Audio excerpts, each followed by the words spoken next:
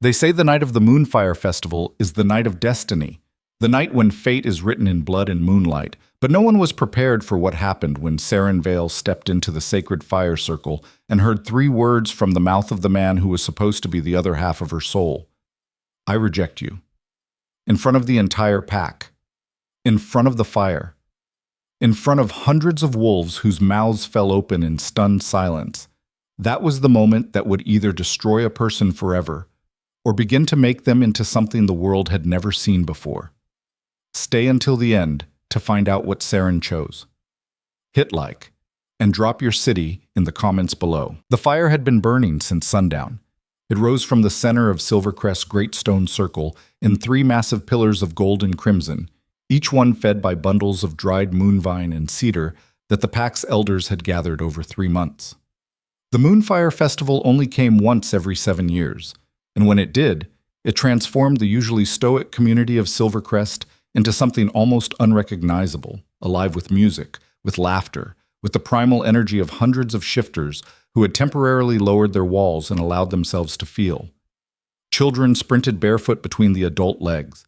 Old wolves sat on carved stone benches and passed leather flasks of fermented blackberry mead.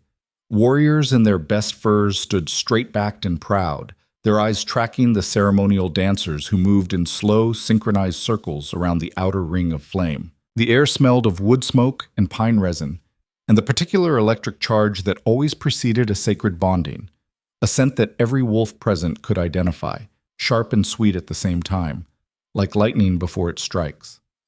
Seren Vale stood at the edge of the firelight and watched all of it. She had arrived early, before the drumming started, before the elders took their seats on the raised dais of gray granite at the north end of the circle. She had wanted a moment alone with the fire before the world descended, before the noise and the bodies and the expectation pressed in from every side.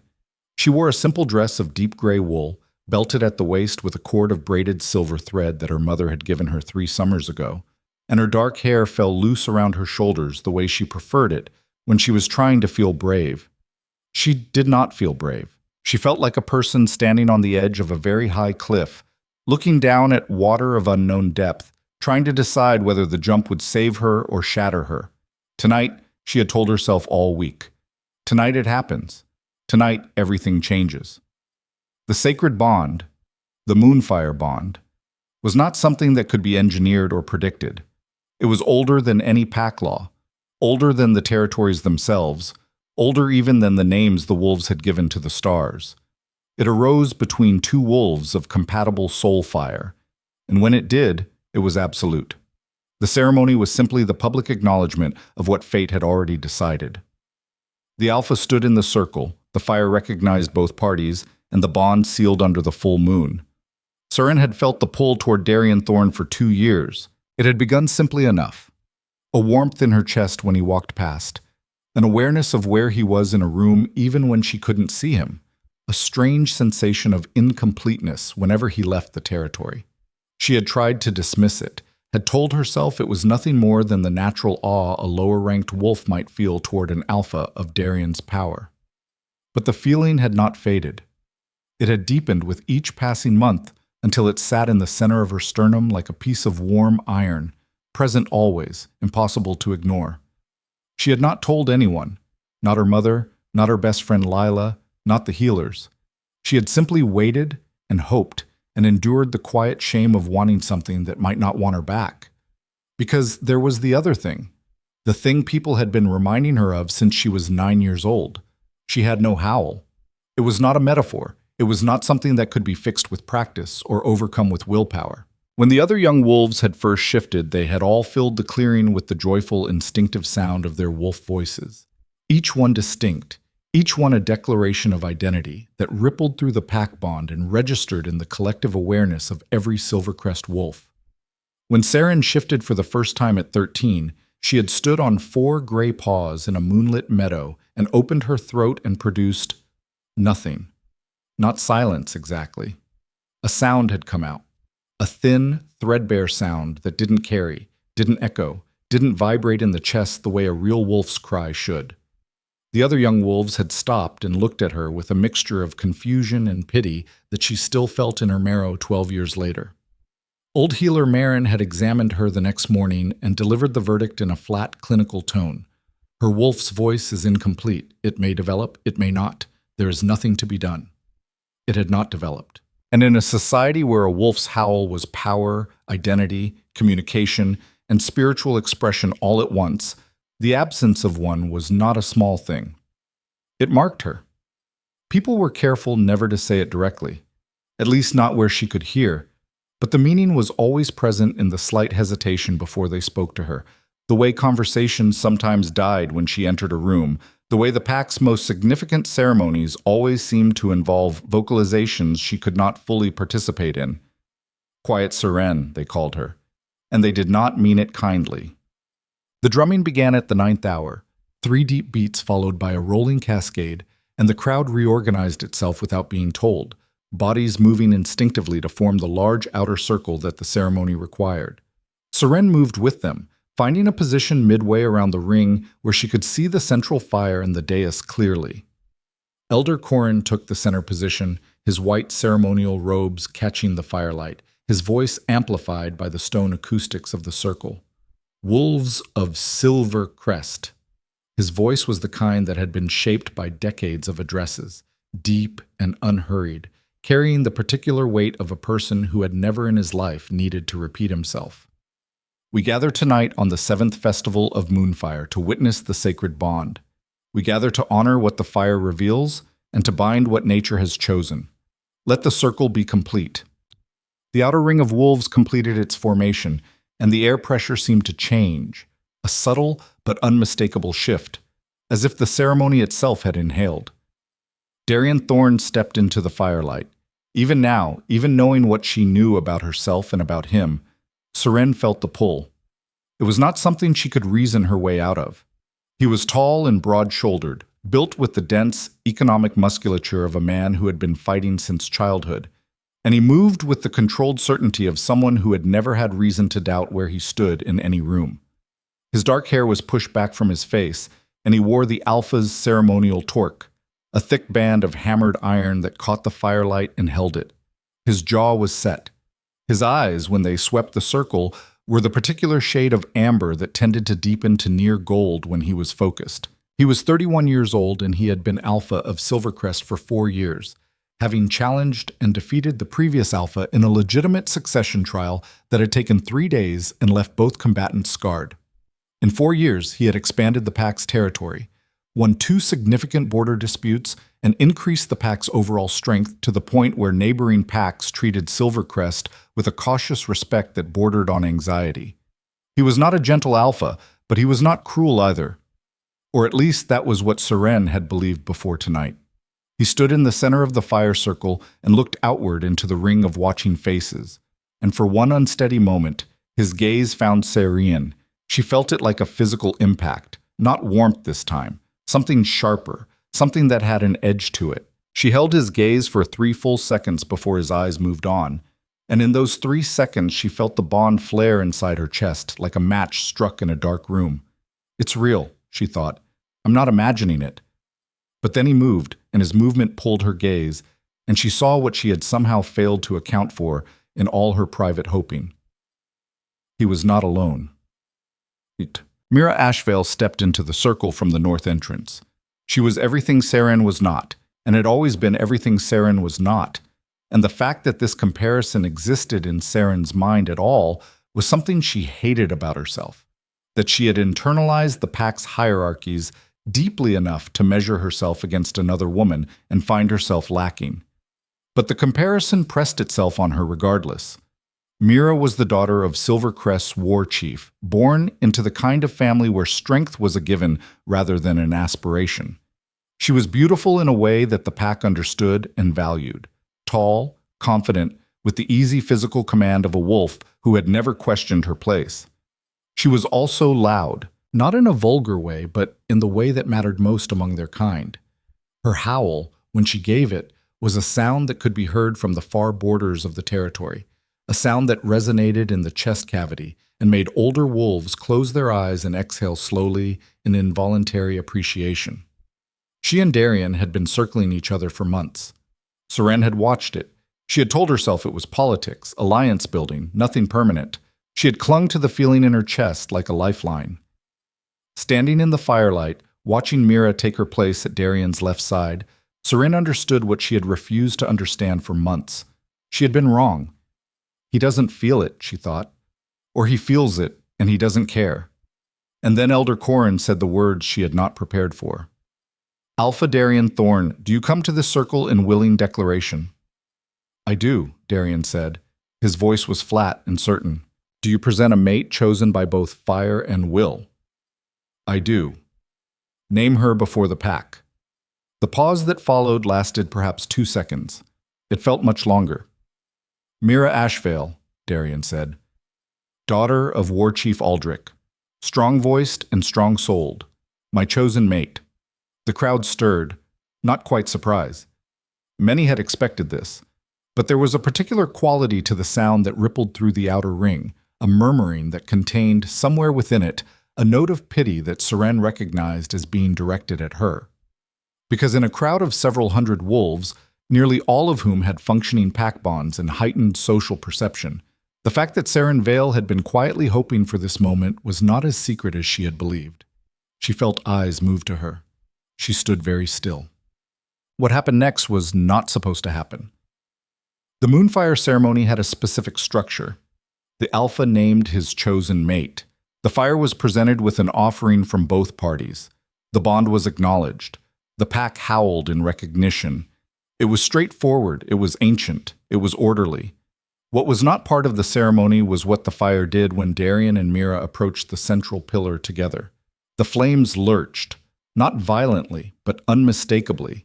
The central pillar of fire bent sideways, away from Mira, like a living thing recoiling, and then it lurched toward the outer ring, toward the crowd, toward Seren. Every wolf present felt it. The crowd shifted. Several people actually stepped back. The fire held its aberrant position for a long, incomprehensible moment, the central pillar leaning like a pointed finger, before it snapped back to its upright position as if nothing had happened. In the silence that followed, Elder Corrin stood very still, and his expression was the expression of a man doing rapid calculations. Then Darian's voice cut through the quiet. The fire is confused. His tone was dismissive, almost contemptuous. Incomplete bonds make noise, pay it no attention. He looked directly at Seren, and he said the words. Seren Vale. His voice was not raised. He did not need to raise it. If you are holding any delusion of a bond between us, release it now. There is nothing there. You are weak-voiced and half-formed. Whatever flicker you feel is a trick of your own mind, not a true bond. I name no connection to you before this fire, before this pack, before whatever spirits are watching. He paused, and his jaw tightened slightly, as if the next part cost him something. You are rejected, formally, completely. Do not make this harder than it needs to be. The silence that followed was the worst Seren had ever experienced. Not because it was full of hostility, because it wasn't. Because it was full of pity, which was so much worse, and because underneath the pity was something she recognized as relief. Relief that it was her and not someone else. Relief that the pack's discomfort with her and her silent wolf was finally being made official and clean. She felt something tear in her chest. Not metaphorically, physically. A wrenching sensation, deep and visceral, as if something that had been growing toward light had been ripped out by the root.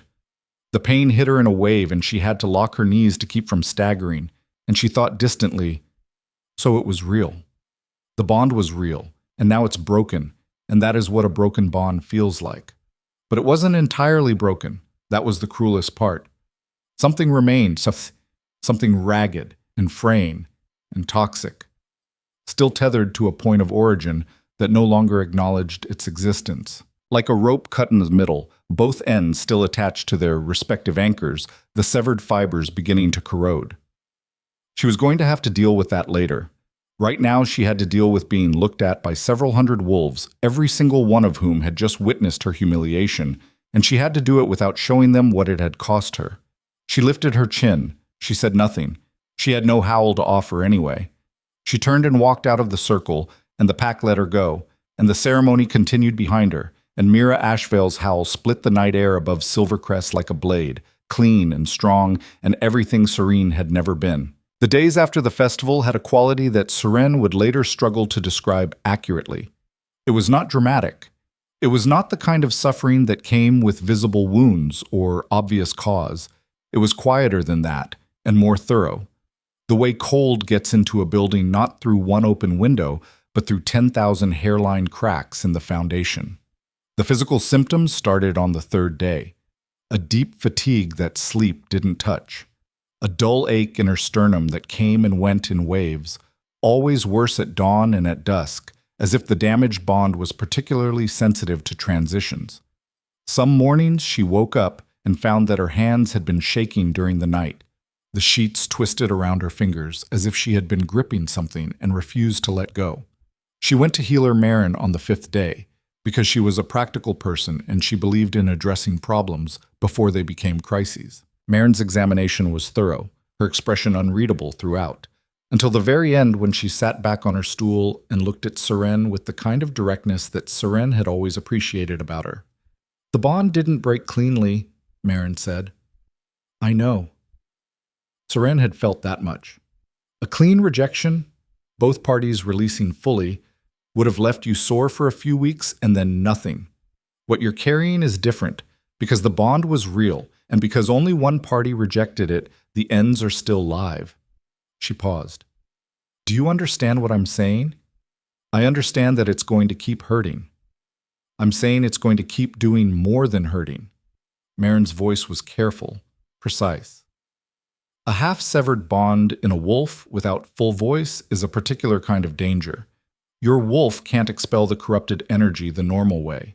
Without vocalization, there's no release valve. It builds. Seren stared at her. "How long?" Meren was quiet for a moment. "If it progresses at a typical rate for this kind of injury, I would expect a significant deterioration by the 3rd month. Possibly sooner if you're under stress." "How long before—" She stopped, reorganized. "What is the end of this, if nothing changes?" Healer Meren looked at her with eyes that were kind and that did not lie. 6 weeks. Maybe 8 if you're strong. But Seren, you need to understand. I can slow it with medicine. I cannot stop it. The only thing that stops this is the bond itself. Either it heals, which requires his willingness, or it is fully replaced by a stronger one. And for the second option, you would need another alpha, Seren said. A very powerful one. Powerful enough to overwrite what Darien set. The silence stretched between them. "There are no unattached alphas in Silvercrest," Seren said. "No," Meren agreed. "There are not." She went home and sat at her kitchen table for a long time. Outside, she could hear children playing in the lane, and somewhere farther away the sound of warriors training in the eastern yard. The regular percussion of wood against wood, someone calling corrections. Normal sounds. Ordinary afternoon sounds. The world entirely unconcerned with the fact that she was sitting at her kitchen table trying to calculate the number of days she had left. 6 weeks, maybe. Maybe 8. She was not afraid of dying. Or rather, she was afraid of dying, but what made her set her jaw and press her palms flat against the tabletop was not the fear of death itself. It was the specific texture of the death being offered to her. She would fade. Quietly. The way she had apparently lived, without a voice, without making enough noise to matter. She would grow weaker in her house on the edge of the pack territory, and eventually she would not be able to get up. And eventually the healer would come. And eventually someone would inform Alpha Darien that the wolf he had rejected had died of the broken bond, and he would nod with appropriate gravity, and the pack would observe a day of formal mourning, and then nothing. She would be a footnote, the quiet one who died after the festival. A cautionary note, something the elders mentioned briefly when teaching young wolves about the necessity of clean rejections. She thought about the fire at the ceremony, the way it had lurched toward her, the way Elder Corrin had gone still. She thought about the pain in her chest and the shaking hands and the 6 weeks. No, she thought, not like this. She began studying the territories 2 days later. It was not obviously connected to her situation at first. She went to the pack library, a long, low-ceilinged room at the back of the communal hall, its walls lined with shelves of rolled maps and leather-bound records. and she told the archivist she was interested in frontier geography. The archivist, an older wolf named Gregor, who had always treated her with a particular kind of absent-minded courtesy, asked no questions and showed her where the territorial charts were kept. She sat at the long table with the maps spread out before her, and she looked at the world. Silvercrest occupied a substantial territory in the Central Highlands, well-watered, defensible, large enough to sustain a pack of several hundred wolves comfortably. To the north, the Green Vale Pack. To the east, unclaimed forest that eventually became too cold for year-round habitation. To the south, a coalition of smaller packs who had always maintained careful neutrality toward their more powerful neighbors. To the west, separated from Silvercrest's western border by the Crimson River, a fast-moving waterway that had served as a natural boundary for longer than anyone's memory, lay Ironfang territory. Seren stared at the map for a long time. She knew the name Ironfang the way every Silvercrest wolf knew it, embedded in the cultural awareness at a level below explicit thought, the way one knows the name of a dangerous thing without having to be explicitly warned about it each time. Ironfang was the pack that Silvercrest defined itself against. They were the cautionary example invoked when the warriors needed to explain why training never stopped, why borders were maintained, why weakness was a luxury no pack could afford. They were larger, harder, and meaner than Silvercrest, operating in a territory that included some of the most unforgiving land on the frontier. Volcanic rock fields, near constant high winds, a cold that came early and left late. Their alpha was Ronan Varkos. She found his name in a territorial record from 4 years ago, filed after a border incident that had come close to open war before both packs had pulled back to their respective lines. The description in the record was dry and official, but certain details stood out even through the bureaucratic language. Alpha Varkos declined all mediated negotiation and communicated exclusively through territorial markers and direct shows of force. Age approximated early 30s. Combat record extensive. Pack loyalty appears absolute. She found an older account, a trading record from a merchant who had operated in Ironfang territory 8 years ago, before Ronan had been Alpha, when the pack had been led by someone named Cade. The merchant's notes were more personal than official documents usually were, written in cramped, hurried handwriting with the slightly breathless quality of someone recording something while the memory was still vivid. The young Varkos is the one to watch. Not the alpha, but the one behind the alpha, always calculating, never speaking unless it matters. They say he challenged 3 times before succeeding, and that each time he lost, he simply disappeared into the wilderness for a month and came back stronger. The pack does not love him, but they follow him without question, which may be better. She read this 3 times. Then she looked at the western border of the Silvercrest map, at the thin red line that marked the Crimson River, and she thought about what healer Marin had said. The only thing that stops this is the bond itself. Either it heals, which requires his willingness, or it is fully replaced by a stronger one.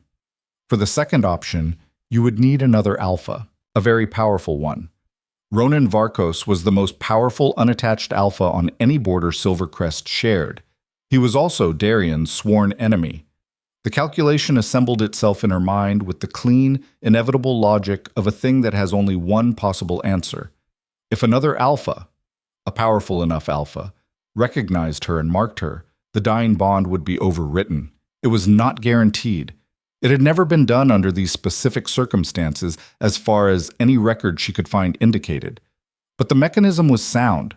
The bond was a living thing, not a law. It could be superseded by something stronger, the way a river could be redirected by a large enough obstacle.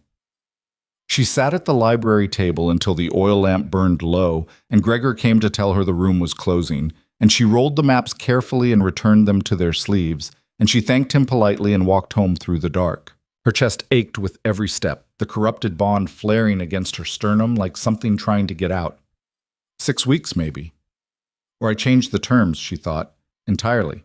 The weeks following the festival showed Seren what she had already partially known, that a rejected wolf in Silvercrest was not exactly cast out, that would have required the pack to take a formal position, but was instead left to occupy the increasingly uncomfortable middle ground between belonging and irrelevance.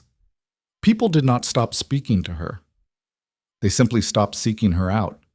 Conversations had always been slightly effortful for Seren, a product of the vocal limitation, of the way silence was sometimes read as coldness or unfriendliness, of the permanent awareness of being slightly outside the frequency at which the pack communicated most naturally. Before the festival, she had compensated with attentiveness and care, had made herself useful with her skills as a healer's assistant and a good reader of maps and a reliable backup for the pack's record-keeping. She had occupied a useful, quiet niche, and the pack had accommodated her there without particularly valuing her. After the festival, the niche contracted. The healer's work continued because Meren was Meren and did not adjust her professional relationships based on social weather, but Seren noticed that other staff members stopped including her in the informal consultations that happened at the end of shifts. The conversations around the cooling hearth, where the real information circulated. The quiet assessments that formed the actual picture of the pack's health. She was excluded from these conversations without being explicitly unwelcome. People simply stopped turning toward her when they spoke. In the communal hall, which she was obliged to enter at least twice a week for pack meals, she learned to choose her seat before the room filled. She had always been somewhat peripheral, but before the festival there had been people who would seek her out at meals, who would sit beside her voluntarily. That stopped. Not from cruelty. She believed that. From a combination of discomfort and the social calculus by which most people, in most communities, gravitate toward the energy that feels generative rather than the energy that feels like a problem. She was a problem. Specifically, she was the living reminder of a festival moment that the pack collectively found uncomfortable. Darian's rejection had been public and formal, but the fire's behavior, that lurching, purposeful tilt toward her, had left a question in the air that no one wanted to examine directly. It was easier to treat her as invisible than to think too hard about what it meant. She heard things, because invisible people often do. Poor thing, but honestly it's better this way. She could never have always knew there was something off. A wolf without a real howl. What kind of bond could that even... Darian made the right call. Mira is strong. That's what the pack needs from a Luna. She let these things pass over her. She had practiced that particular skill for years. What she did not let pass was the conversation she overheard 6 days before she had decided to leave. She had been in the medicine storage room, back behind the main shelves, inventorying dried herbs with the focused attention of someone who needed to do a task with their hands to keep their mind from spiraling. The door was open. The 2 junior warriors who stepped into the adjacent room did not know she was there. "Heard she's getting sick," the first voice said. Male, young, vaguely familiar. One of the newer recruits, she thought. The bond thing. Meren told someone at the Northern Post. "How long?" The second voice. A shrug she couldn't see but could intuit from the pause. "Not long enough to be a problem for anyone. She'll just go quiet. More quiet than she already is." A sound that might have been a laugh and might have been something worse. Darian says she should have left on her own after the festival. Says staying is just making it awkward for everyone. That's rough. I mean... Another pause.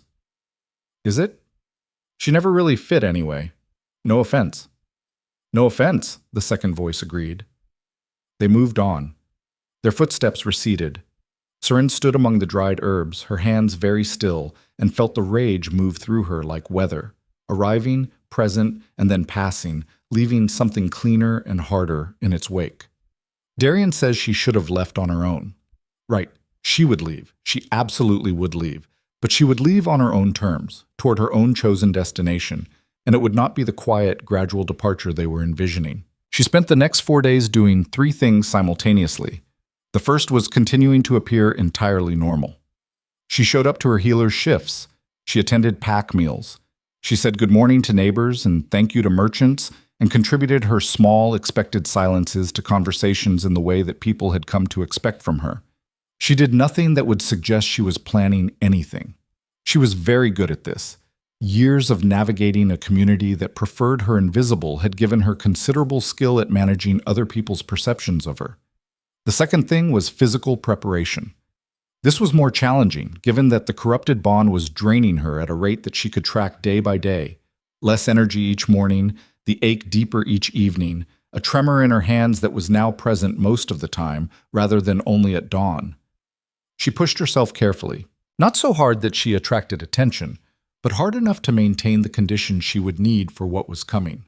She ran the Eastern Trail before the pack woke. She practiced the breathing techniques that Maren had taught her for managing pain, a useful skill for anyone training in a rough country. She ate more than she wanted to, even when the thought of food made the ache in her chest worse, because she understood that what was coming would require more of her body than her body currently wanted to give. The third thing was intelligence gathering. She needed to know where the Iron Fang boundary patrols ran, how often they cycled, where the Crimson River was shallow enough to cross on foot. She needed to know what she was walking into. She found most of this through the archive records, patrol reports filed by Silvercrest's own border guards over the previous 2 years, trading records from the merchants who operated in the neutral zone between the two territories, and one particularly useful report filed by a Silvercrest scout 6 months ago that contained detailed topographic notes on the western border of Ironfang territory. She read everything twice, made mental notes of the important details, and returned everything to its correct shelf. She also found something she hadn't been looking for. Tucked into the back of a file that appeared to be routine territorial records was a single page that was older than the rest, written on a different quality of paper, in a different hand, dated nearly 30 years back. It was a healer's record, incomplete and fragmentary, but several phrases caught her attention and held it. Silver manifestation is theoretically possible but has not been documented in living memory. Wolf. Born without primary vocalization does not necessarily indicate diminished potential. Rather, the absence may indicate that the vocal channels are redirected, the energy held internally rather than expressed. The bond's corruption, while dangerous, also acts as a pressure system. Should the internal energy find a sufficient catalyst, the result could be catastrophic or transformative depending on the individual's core strength. She read the page 4 times. Then she folded it carefully and placed it inside her boot. Catastrophic or transformative? She thought about those words. She thought about what she was planning to do. The two categories felt less like opposites than they sometimes did. She was going to walk into Iron Fang territory and ask a sworn enemy of her alpha to claim her. This would either save her life or end it faster. She was going to do it anyway. On the night before she left, she went to see her mother. Her mother, Etta Vale, lived in a small house at the south end of the Pack settlement, not far from the border of the territory. A location she had chosen 40 years ago when she had first come to Silvercrest as a young woman and never moved from, despite several decades of pack growth that had shifted the center of community life steadily northward and left her house increasingly peripheral. She was 61 years old and still entirely herself, a compact woman with gray-streaked dark hair and the kind of face that looked like it was always on the verge of either a sharp observation or a genuine smile, depending on what the moment required. She opened the door before Seren knocked. "I could hear you coming," she said. "Your breathing is different." "Hello, Mother."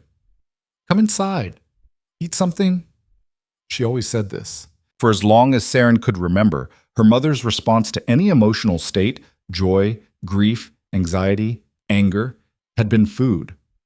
Not because she believed food solved problems, but because she believed that taking care of the body's basic needs was always possible and was always a useful thing to do while figuring out how to address the larger situation.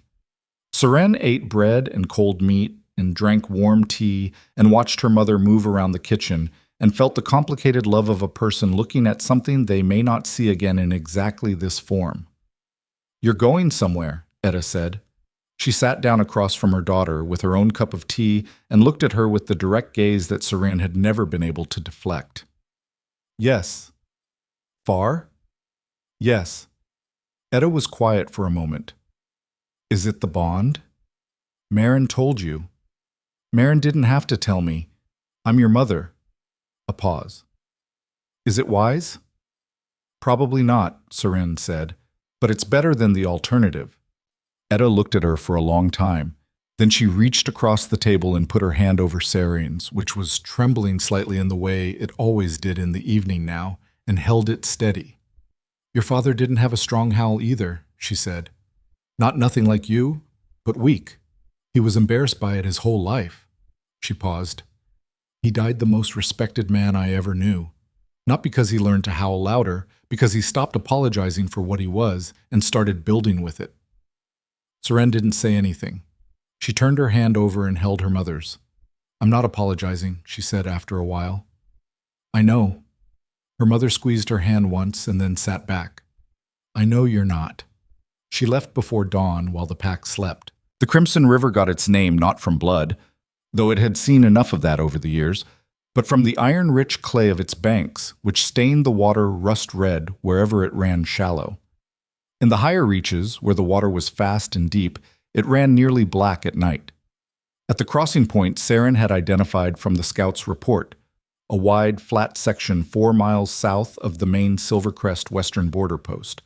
It came up to her thigh and ran cold enough to make her breath come sharp. She crossed at the darkest part of the night, the moon entirely absent, the sky thick with cloud cover. She moved slowly and carefully, testing each step on the rocky bottom before committing her weight, the cold doing what cold always does to an injured body, making everything hurt more clearly, in a way that was oddly useful because it replaced the diffuse, grinding ache of the bond with something specific and manageable. She reached the far bank and stood dripping on the Iron Fang side of the river. The landscape ahead was different from Silvercrest territory, even in the dark. The trees were thinner here, the undergrowth denser and more hostile, and the smell was different. Volcanic mineral underneath the pine scent, and something else, something that her wolf's senses identified immediately and involuntarily, the territorial markers of another pack. Strong, layered, and very recent. She was not in neutral territory. She was in Iron Fang land. She started walking. She did not try to conceal her presence. She had thought about this carefully. Stealth would be read as hostility or cowardice, neither of which served her. She walked openly, at a steady pace, following the line of the river northward toward the point where the scout's map indicated the nearest Iron Fang patrol route ran. She needed to be found by them before she was deep enough into the territory that her position could be interpreted as a scout or a spy. She was found at dawn. She heard them before she saw them, the quiet, coordinated movement of trained wolves in a familiar landscape, surrounding a target from multiple directions simultaneously. 3 of them, she counted from the sound patterns, though there were probably more she couldn't hear. She stopped walking. She turned in a slow circle to demonstrate that she had no illusions about being surrounded. She put her hands out, visible, empty. They stepped out of the trees. The first thing she registered was their size. Iron Fang wolves were consistently larger than Silvercrests, a product of both genetics and the training regimen of a pack that had been at semi-continuous conflict for decades. The 3 who faced her were all male, all armed, and all wearing the same expression, a blank professional assessment that was more frightening than hostility would have been. "Silvercrest," the lead one said. He had identified her by scent, the way wolves always did. He said it the way someone says the name of a thing they dislike but recognize. "You've come a long way off your territory." "I know," Seren said. Her voice was steady. She was proud of that. "I need to speak with your alpha." A pause. The 3 warriors exchanged a look. "Your alpha sent a woman to speak with ours?" the second one said. "That's interesting." "My alpha doesn't know I'm here," Seren said. "I came alone. I have a proposal for Alpha Varkos. I'd like the chance to make it." The lead warrior looked at her for a long moment. His eyes tracked to the tremor in her hands. They moved to her face, reading what they could. "And if we say no?" he asked. She held his gaze. "Then I suppose you drag me back to the river and throw me in," she said. "But you'll miss the chance to hear something that your alpha is going to want to know about." The silence stretched. "Walk," the lead warrior said. He moved to her left.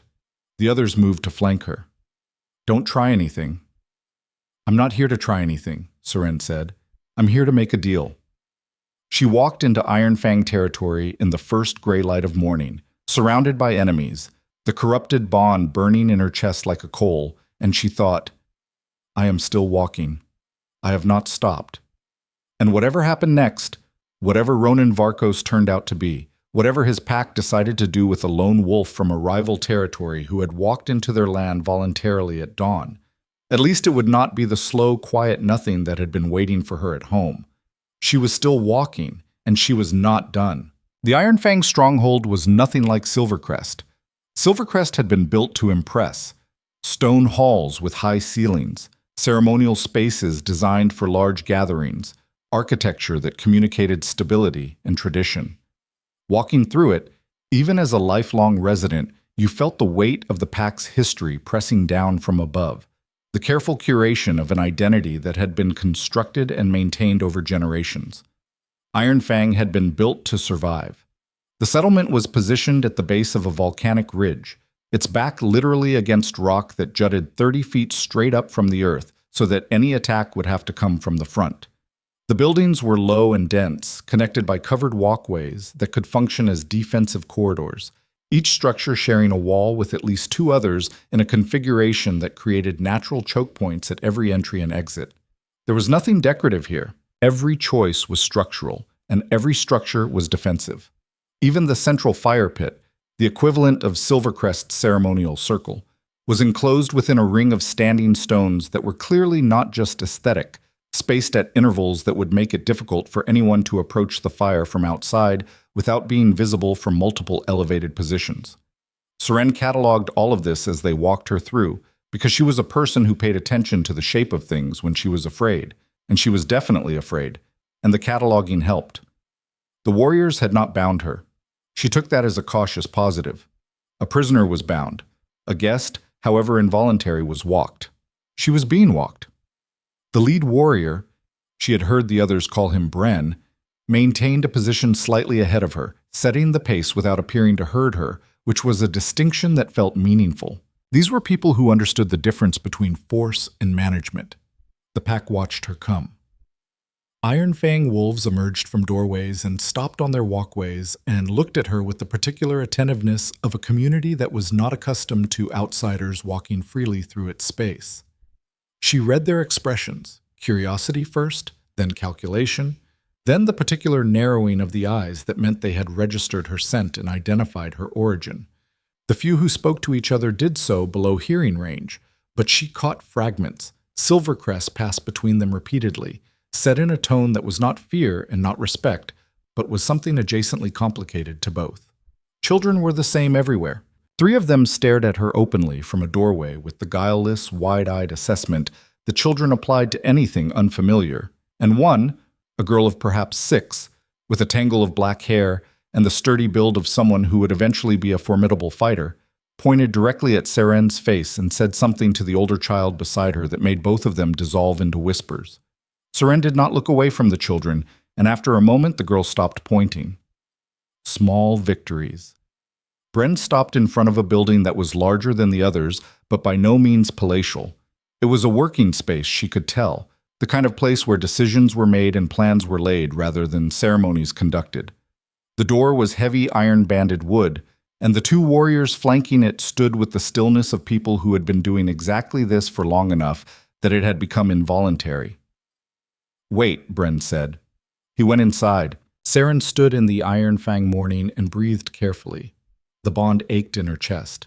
The crossing had worsened it.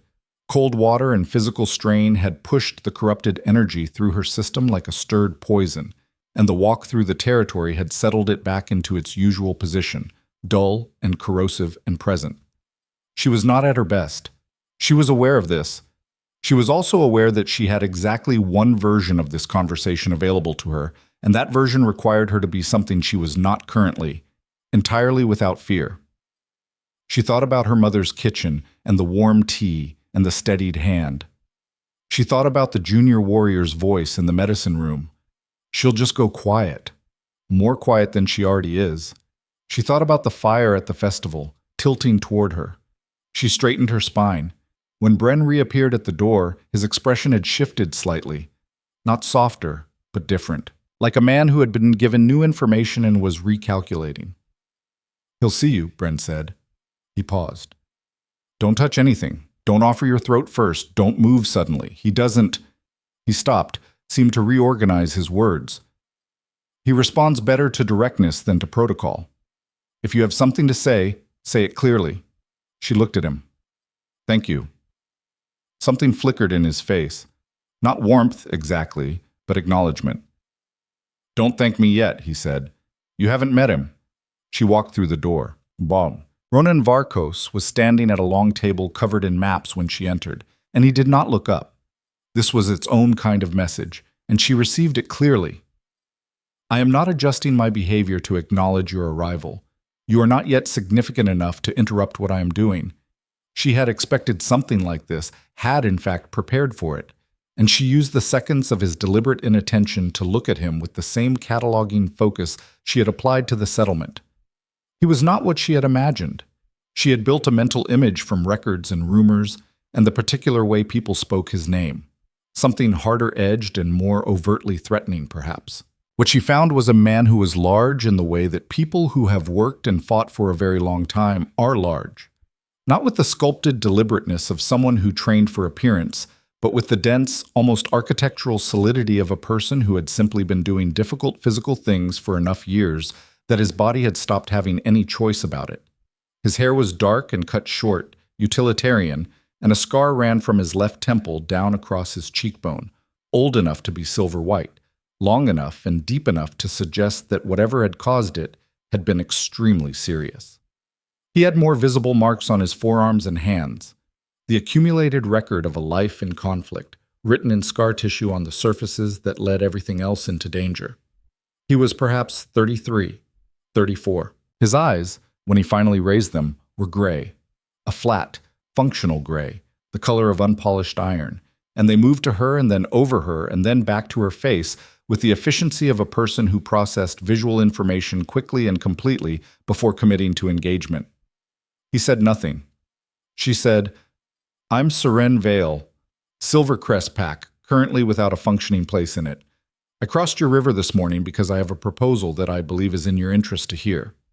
A pause. He looked at her with those iron eyes, and she could not read anything in them, which was unusual for her. She was generally good at reading people. "You crossed the Crimson River," he said. His voice was deeper than she had expected, and entirely without inflection, the voice of a man who had long ago stopped decorating his speech with tone as a courtesy. "Alone, on foot, in the dark, from Silvercrest territory, to make me a proposal. Yes, that is either very brave or very stupid. Possibly both," she said. "The circumstances don't leave a lot of room for choosing one over the other." He looked at her for another 3 seconds.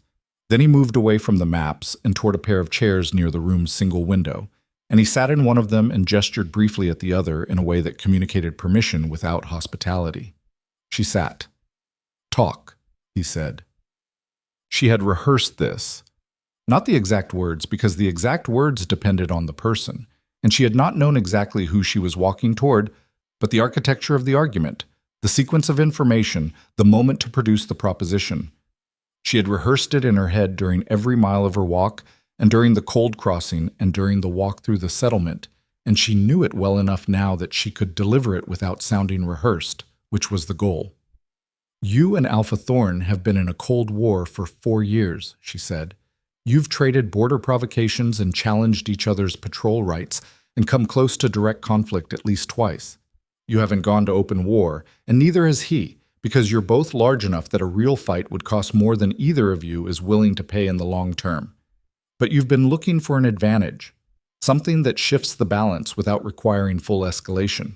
His expression had not changed, but he had not told her to stop talking, so she continued. "3 weeks ago at the Moonfire Festival, Darian Thorne publicly rejected me before his entire pack. The fire recognized a bond between us. He denied it and named Mira Ashvale as his chosen mate." She kept her voice level. "The rejection was incomplete. I'm carrying a half-severed bond that is currently poisoning me. I have approximately 5 weeks before it kills me, based on Healer Marin's assessment." Something shifted in his eyes. Microscopic. But she had been watching very carefully. "If a powerful enough alpha marks me," she continued, "the corrupted bond is overwritten. I survive." She held his gaze.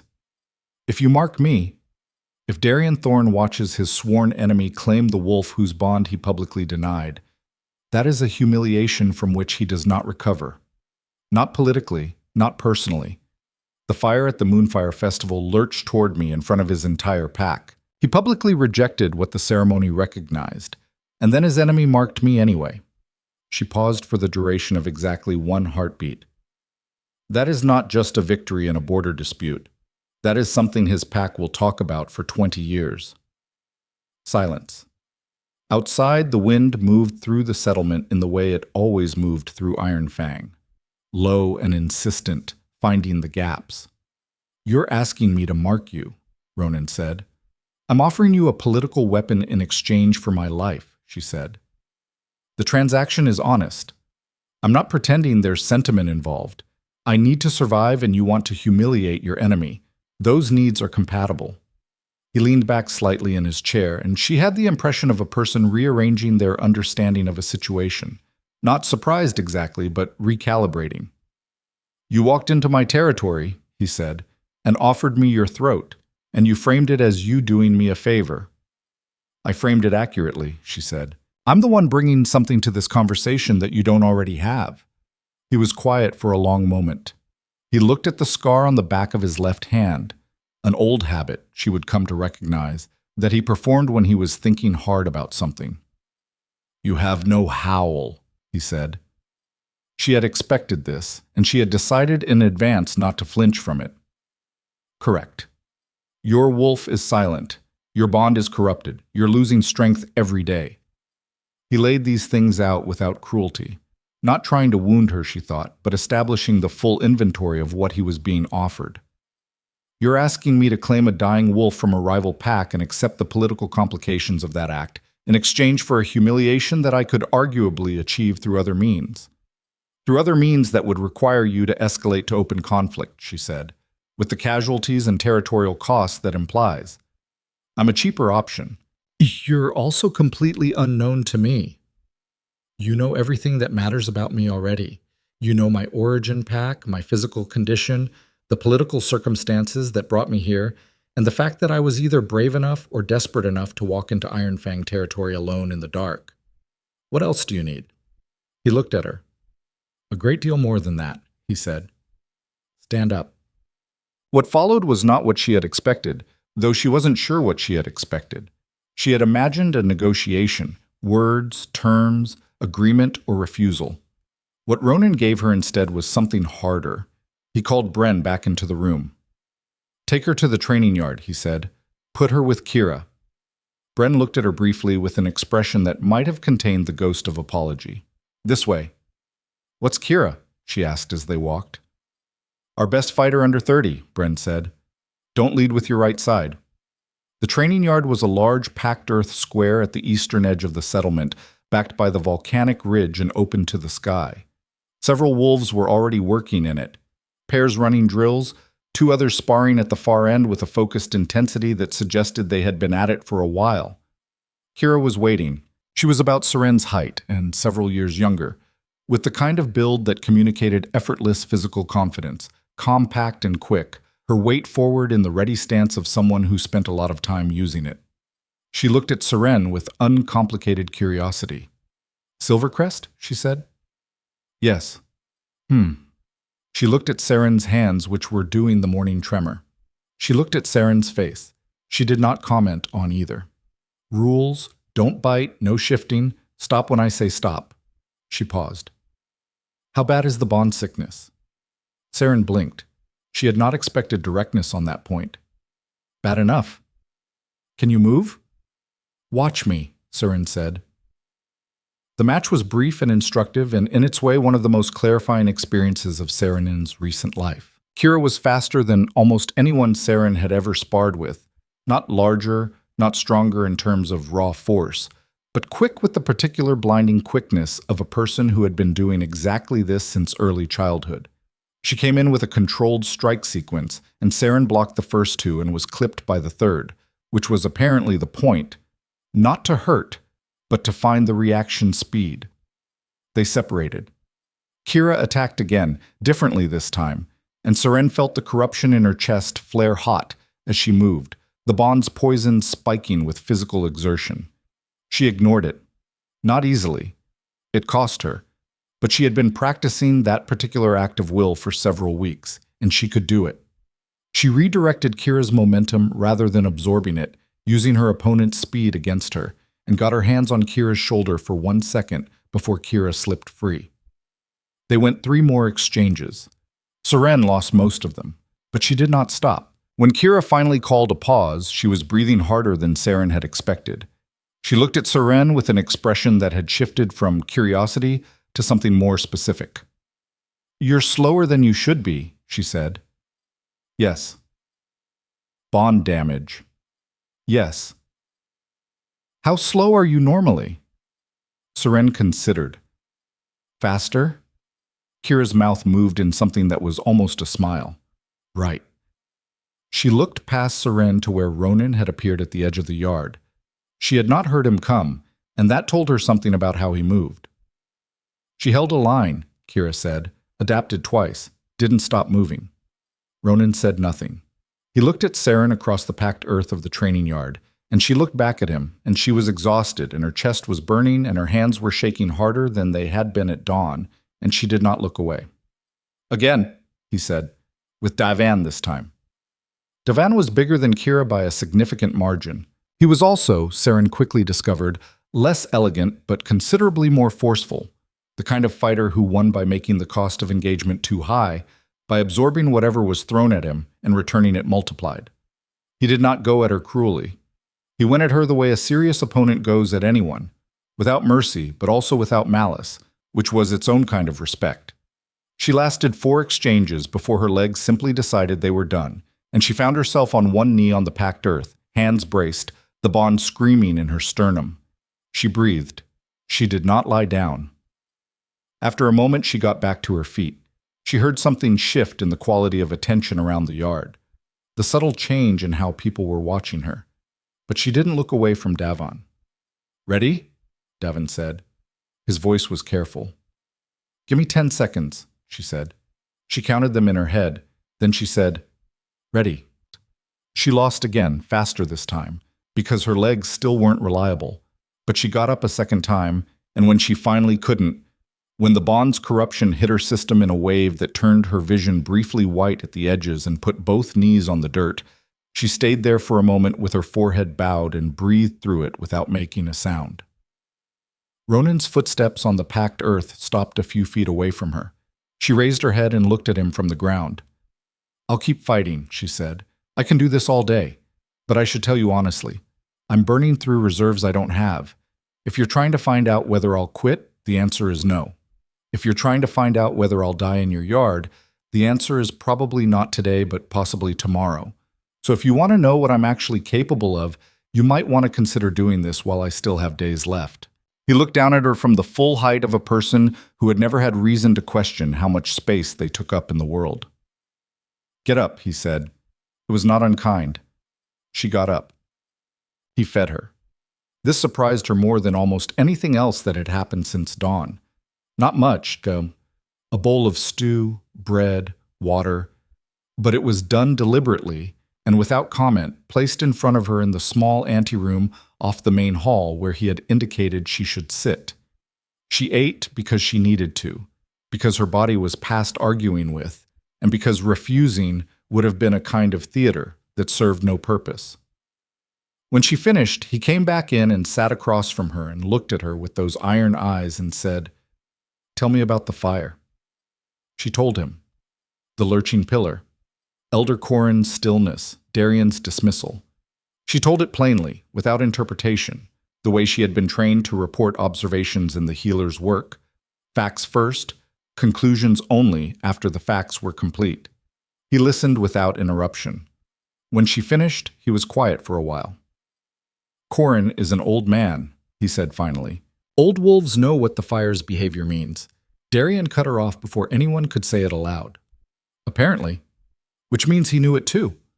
He looked at the table surface for a moment. He rejected a legitimate bond, publicly, in front of the fire and his entire pack. He paused. That's not just politically stupid. That takes a particular kind of fear. Seren had not thought of it exactly that way. She sat with it for a moment. "Or arrogance," she said. "Fear and arrogance are usually the same thing," Ronan said. He did not elaborate. He looked at her. "Why didn't you argue? When he rejected you, why didn't you say anything?" The question landed differently than she expected. She thought about it honestly. Because I couldn't howl, she said. And that is the language that would have mattered. Anything I said in words was just words. He'd already decided what I was. I couldn't prove otherwise in that moment. She paused. So I left, and then you walked into my territory, proving otherwise in a different way. Something changed in his face. Not softened. Opened was more accurate, a fraction of a millimeter, as if a mechanism had released that had been held tightly for a long time. I haven't decided anything, he said. I know. I need 3 days. She looked at him. I have approximately 5 weeks. 3 days is acceptable. You'll stay here. You'll participate in whatever I need you to participate in. You'll answer my questions honestly. He paused. And you'll understand that I make no commitment. If at the end of 3 days I decide the risk is not worth the gain, you walk back to your river and you solve this some other way. She held his gaze. And if you decide it is worth the gain, then we'll talk about terms. Outside, the wind moved through Iron Fang. The fire in the hall's central hearth crackled against the cold that came early to this high, rocky place and never quite left. 3 days, she said. Agreed. They gave her a room in the warrior's quarter, small and spare and practical, containing a narrow bed, a shelf, and a window that looked out onto the volcanic ridge. The mattress was harder than anything she had slept on in Silvercrest. She lay on it in the dark and listened to Iron Fang settling into its nighttime rhythms around her, the particular sounds of a community that did not lower its guard completely, even in sleep, the regular footsteps of night patrols, the low conversations at the watch posts, the occasional sound of a door, or the distant voice of someone calling across the settlement. She put her hand on her sternum. The bond burned its familiar slow burn. She counted the steady ache against the count of her breaths. 5 weeks maybe, 3 days here first. Then terms, or the river. She thought about what Ronan had said. That takes a particular kind of fear. She thought about Darien in the firelight, looking at her with that flat certainty, saying weak-voiced and half-formed in front of everyone he led. And she thought, you were afraid of me. I just didn't understand that yet. She wasn't sure it changed anything. She wasn't sure it made the broken bond hurt less or the road back across the Crimson River feel less cold. But it settled something in her chest that had been loose and rattling for 3 weeks. The question of whether she had imagined the fire's response, whether she had invented the pull toward him, whether she was simply a fool who had wanted something that was never there. She had not invented it. He had felt it. He had been afraid of it, and he had cut it off. And the cutting had been a revelation about who he was, not about who she was. That distinction mattered. She was still working out why it mattered so specifically when the exhaustion of the day finally overwhelmed her careful attention to everything, and she slept. The first day of the 3 was the hardest. It began before full light, when Bren appeared at her door and said training yard without preamble, and it did not end until well after dark. Ronan ran her through the equivalent of a full warrior assessment, not the formal version that was administered to new Iron Fang members, she suspected, but something more comprehensive and more personal, tailored not to a standard measure, but to what he specifically wanted to know about her. He watched her fight. He watched her navigate disputes between 2 of his warriors who had apparently been running a friction point between them for months. She had been placed in the middle of it with minimal context and asked what she would do, which was an unusual kind of test that she adapted to by listening very carefully for a long time before saying anything. He watched her interact with the pack's healer, Old Marsh, who was as different from Marin as it was possible to be, loud where Marin was quiet, irreverent where Marin was precise, and who had apparently been briefed on her condition and who examined her with interested practicality, probing the edges of the bond damage with the detached curiosity of a person who found pathology genuinely fascinating. Half severed, Marsh confirmed, pulling his hands away from her sternum with an expression of professional appreciation. Clean rejection would have left a clean cut. This is here. He indicated a point in the air before her chest. The original bond is still active on your end. He closed his side of it, but yours is still open and running, just nowhere to go. The energy has been backing up for... How long did you say? 3 weeks. 3 weeks. He made a sound. You must be tougher than you look. Most wolves would be bedridden by now. He said this as a compliment, completely without softness.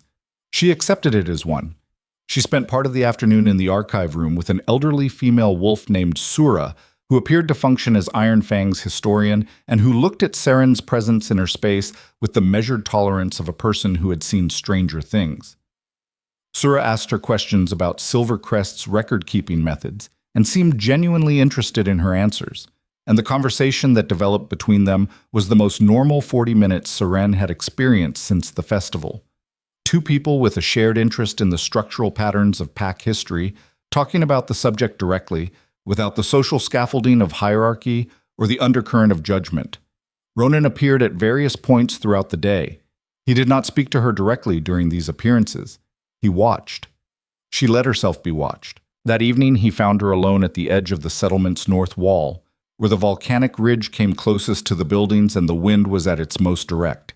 She had gone there to be away from eyes for a few minutes. She had not expected to find him already there. He was looking north, toward the distant suggestion of Silvercrest territory beyond the trees. His profile was very still. "They'll have noticed I'm gone by now," Seren said. "Yes. They won't come after me." She said it without bitterness, just factual. He turned to look at her. "How do you know?" "Because I've been invisible there for months. Invisible people don't get looked for." He was quiet for a moment. "That's not entirely true," he said. "Your healer, Maren. She would notice." Seren thought about this. He was right, probably. Maren would notice. But Maren would also put two and two together. The map work, the archive visits, the directional logic of what Seren had been doing with the information. Maren was not a person who missed patterns. "She'll know where I went," Seren said. "She won't tell Darien." "You're sure?" Maren has her own opinion about what Darien did at the festival. She kept it to herself because she's a professional, but she has it. He turned back to the north view. In the failing light, the scar on his cheekbone was more pronounced, the silver of old wound tissue catching the last of the evening sky. "Why are you really here?" he said. She looked at him. "I told you." "You told me the structural reason, the political transaction." He paused. "I'm asking what made you get up off the ground in my training yard today? Twice. What made you cross the river in the dark? The real answer, not the strategically presented one." The wind moved between them. She thought about her mother's hand over hers and the thin, crumbling sound she had never been able to make into the shape of a howl. She thought about the voice in the medicine room. She'll just go quiet. She thought about the fire lurching toward her and Darien's eyes cutting it off, and 3 weeks of a pack treating her like weather that had already passed. "Because they decided what I was," she said, "before I decided. Because the conclusion was already written when I walked in the room, every room, and no one asked me what I thought about it." She paused. The wind pushed her hair back from her face. "I came here because here was the only place where the conclusion wasn't already written, where I had a chance to be whatever I actually am before someone else put a name on it." He looked at her for a long time without speaking. Then he said, "Get some rest. Tomorrow is harder." He walked away into the settlement, back to whatever calculations filled a Frontier Alpha's evenings, and she stood at the edge of the volcanic ridge in the dark and breathed against the bonds burning and felt, for the first time in 3 weeks, like she was standing in exactly the place she was supposed to be standing. She didn't know yet what that meant. She didn't know what Ronan Varkos had decided or was deciding or would decide when the 3 days were done. She knew only that the conclusion wasn't written yet, and tomorrow was harder. She went back to her narrow bed in the warrior's quarter, and this time she did not lie awake counting heartbeats. She lay down and she breathed, and the bond burned its burn, and the wind moved through Iron Fang's stone corridors, and somewhere in the settlement a wolf howled once, low and carrying, and then the night was quiet. The second day was coming. She would be ready. The second day broke cold and clear, the kind of morning that came to Iron Fang territory like a declaration. No gradual warming, no soft transition, just the sudden hard arrival of a sky the color of hammered steel and air that cut through wool like it had something to prove. Seren was already awake when the light came. She had been awake for an hour, sitting on the narrow bed with her back against the stone wall and her hand pressed flat against her sternum, monitoring the bond damage the way a soldier monitors a wound in the field, not with despair, not with the luxury of grief, but with the practical attention of someone who needs to know exactly how bad the situation is in order to function within it. The answer this morning was, worse than yesterday, better than tomorrow would be. The corruption had the particular quality of something that was establishing itself more deeply with each passing day, rooting in places that were harder to reach, threading itself into the architecture of her system. 4 weeks, maybe? Possibly less. She got up and dressed and went to the training yard before anyone came to find her. The second day was harder in a way she had not anticipated. Not physically, though it was physically demanding in the sustained, grinding way that suggested Ronan was testing endurance rather than skill, but emotionally, in the particular way that exposure to a community that functioned well does something complicated to a person who has been living on the edges of a community that functioned poorly. Ironfang's wolves were not gentle. They were not warm in the way that Silvercrest's public ceremonies were performatively warm. They were direct to the point of bluntness, competitive in the immediate and uncomplicated way of people who valued demonstrated capability above stated rank, and they did not spend social energy on performances of hierarchy that everyone already understood. What they were, in a way that slowly became apparent to Seren throughout the second day, was honest. When Davin knocked her down for the third time in the morning session and then reached down to pull her back to her feet, the gesture was neither condescending nor charitable. It was simply what you did. You helped to fight her up so the fight could continue, because the fight continuing was the point. When Kira watched her work through a joint technique and said, "Your left side compensates for the right, stop letting it. The compensation is what slows you." It was not criticism aimed at diminishment. It was information. Kira wanted her to be better. Not for any sentimental reason, but because Kira was the kind of person who found it genuinely offensive to watch someone fight below their potential. These small recalibrations accumulated. By the afternoon of the second day, Seren had stopped bracing herself for the particular social weather of Silvercrest. The slight pauses, the redirected conversations, the collective management of her presence as a minor inconvenience, and had started to inhabit the Ironfang dynamic instead, which rewarded directness and penalized nothing except dishonesty and the failure to try. She was eating dinner in the communal hall when Ronan sat down across from her without asking and said, "Marsh says the bond damage accelerated overnight." "Yes," she said. "How much time do you lose from sleeping?" "None. I can't slow it." She met his eyes. "I can only stop it." He looked at her with those flat iron eyes and then looked at his food and ate for a moment in silence. "You said terms," she said. "If you decide the risk is worth the gain." "I'm still deciding." "The third day is tomorrow."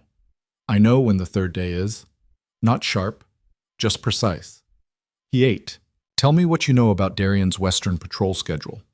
She told him what she knew, which was more than most Silvercrest wolves would have known because she had spent time in the archive, and she paid attention to things people said in rooms where they assumed she wasn't listening. He listened without comment, asking 2 questions that revealed the specific gaps in his existing intelligence, and she filled them cleanly. When she finished, he said, "You could have sold that information the moment you crossed my river, before you said anything about the bond." "Yes," she agreed. "You didn't." "No." "Why?" She considered her answer carefully. "Because I wanted to be here on my own terms," she said. "Not as a spy or an informant. I offered you a transaction, not leverage. Those are different things." She paused. "And because once you use someone as an information source, that's all they ever are to you. I didn't come here to be a source." He looked at her for a long time. Then he got up and left. She sat with her food in the communal hall of a pack that was not hers and listened to the voices around her. Kira laughing at something Davon said, old Sura arguing methodology with the younger archivist, the night patrol captain giving his evening briefing in the corner, and felt something she had not felt in longer than she could clearly remember. She felt like she was in the right place. It was a dangerous feeling. She noted it carefully and set it aside.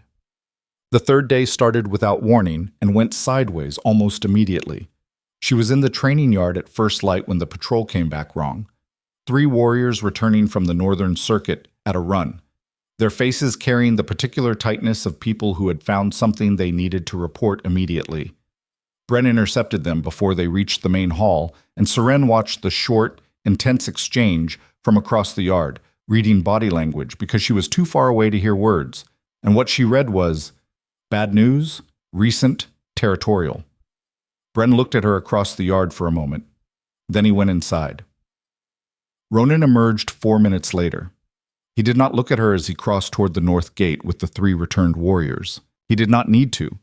The 2 additional warriors who fell in beside him and the particular way the settlement's morning energy shifted, contracting toward alertness, told her everything she needed to know about the severity of what was happening. She followed. She did not do this unconsciously. She thought about it for a full 3 seconds. This is not my territory. These are not my people. This is not my business. And then she went anyway because whatever was happening at the north border was happening in the direction of the only thing she had left, and she needed to know. Bren caught up with her before she reached the gate. "This doesn't concern you," he said. "Not hostile. Informational." "What's at the north border?" she said. He looked at her. Something shifted in his expression. The same fraction of apology she had seen on the first morning. "Silvercrest Patrol," he said. "Armed. 6 wolves. They crossed the marker line by 200 yards. He paused. "They're looking for someone." She stopped walking. The cold morning air sat in her lungs. The bond flared in her chest like something that recognized what this meant before her mind fully caught up. "They came for me," she said. "We don't know that yet." But they both knew it. 6 armed wolves across the marker line was not a coincidence. She thought about what this meant. The sequence of implications arriving in rapid succession. Maren had noticed. Maren had told someone, or someone had done the map without Maren, had traced the logic of her departure, had recognized that the only place that made strategic sense for her to go was the one place Darian would least want her to be. Or Darian himself had done the math and realized, too late, what was at stake. "He knows," she thought. "He knows I came here, and he came to get me back before Ronan can act. Not because he wants me, because he can't afford for his enemy to have me." She started walking again, faster. "Seren." Bren's voice had a quality she hadn't heard in it before. Something careful, something that was trying to be a warning without becoming an order. "I need to see," she said. "I need to be there." "Ronan won't. Tell him I'm coming."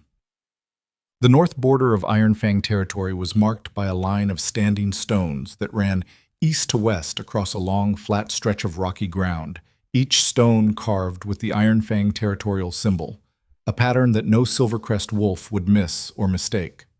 The 6 Silvercrest wolves had stopped 20 feet past the second stone from the east end, which was a deliberate choice, far enough in to communicate intent, not far enough to constitute a full incursion.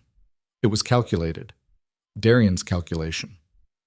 Seren recognized 2 of the 6 before she was close enough to see faces, the body language, the way they held themselves, the particular group formation that Silvercrest's senior patrol used when they were in territory they considered hostile.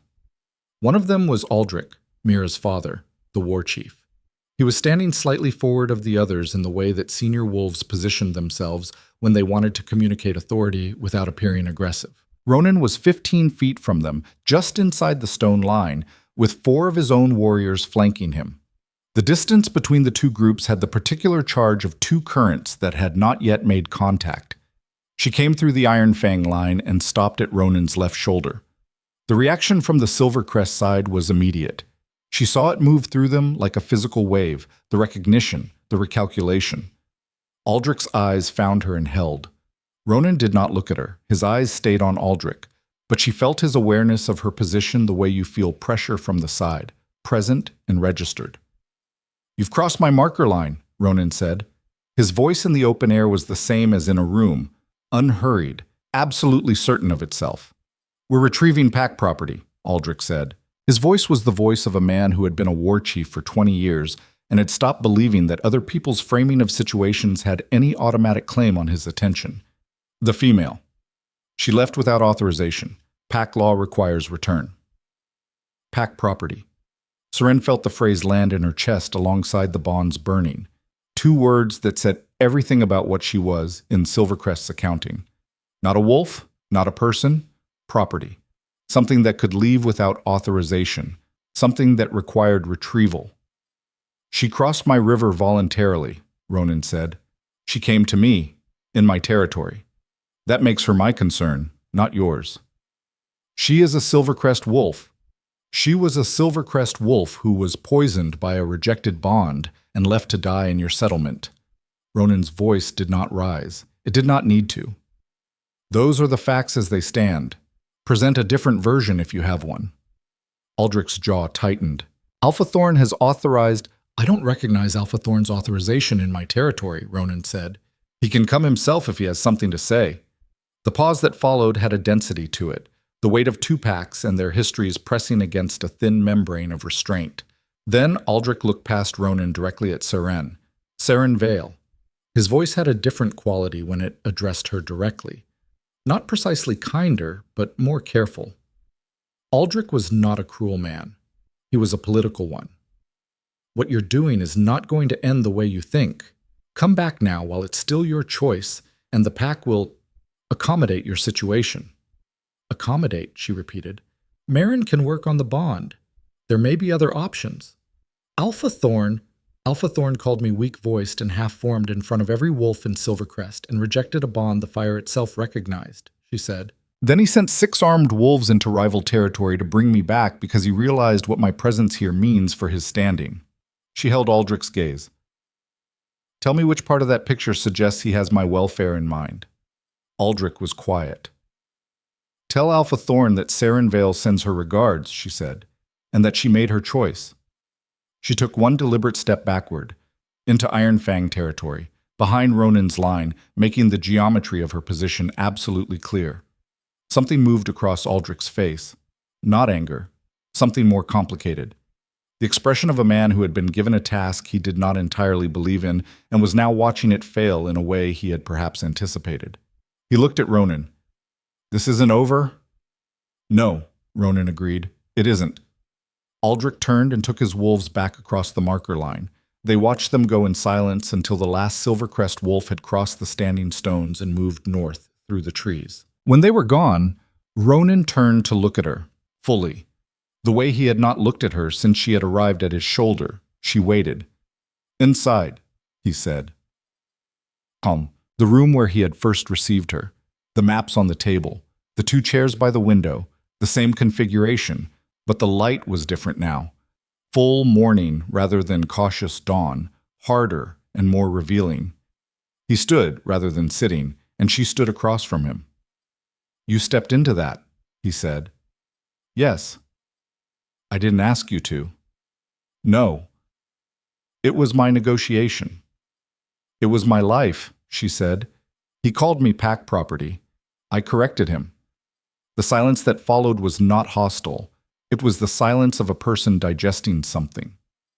You understood what that cost you, he said, stepping out of line, in front of my people. I didn't think of it as stepping out of line. Then what did you think of it as? She considered. Standing in my place, she said, in the place I chose, not the place I was given. She paused. I'm sorry if it complicated your position. He looked at her for a long time. It didn't complicate my position, he said. It clarified it. He moved to the window and looked north, toward the direction in which Aldrich's patrol had gone.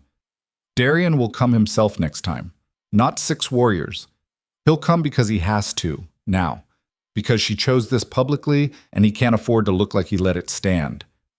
I know. That means the 3 days are over. He turned from the window. He'll be here within 48 hours. She held his gaze. And? He looked at her with those iron eyes, and she watched something in them resolve. The final calculation completed, the balance assessed, the decision made with the particular finality of a man who had learned through long experience that indecision in the field cost more than the wrong call. And we'll be ready, he said. The marking ceremony in Iron Fang was nothing like the Moonfire Festival. There were no ceremonial robes, no drums, no 3 months of gathered moonvine and cedar. Ronan explained it to her in the plain, functional language he used for everything. The ceremony calls both packs to witness. If we are going to do this, it should be witnessed. It should be undeniable. He paused. Marsh will be present. Sura, the pack council. Another pause. And I need to know that you understand what this commits you to, beyond the immediate situation. Tell me, she said. A marking is permanent.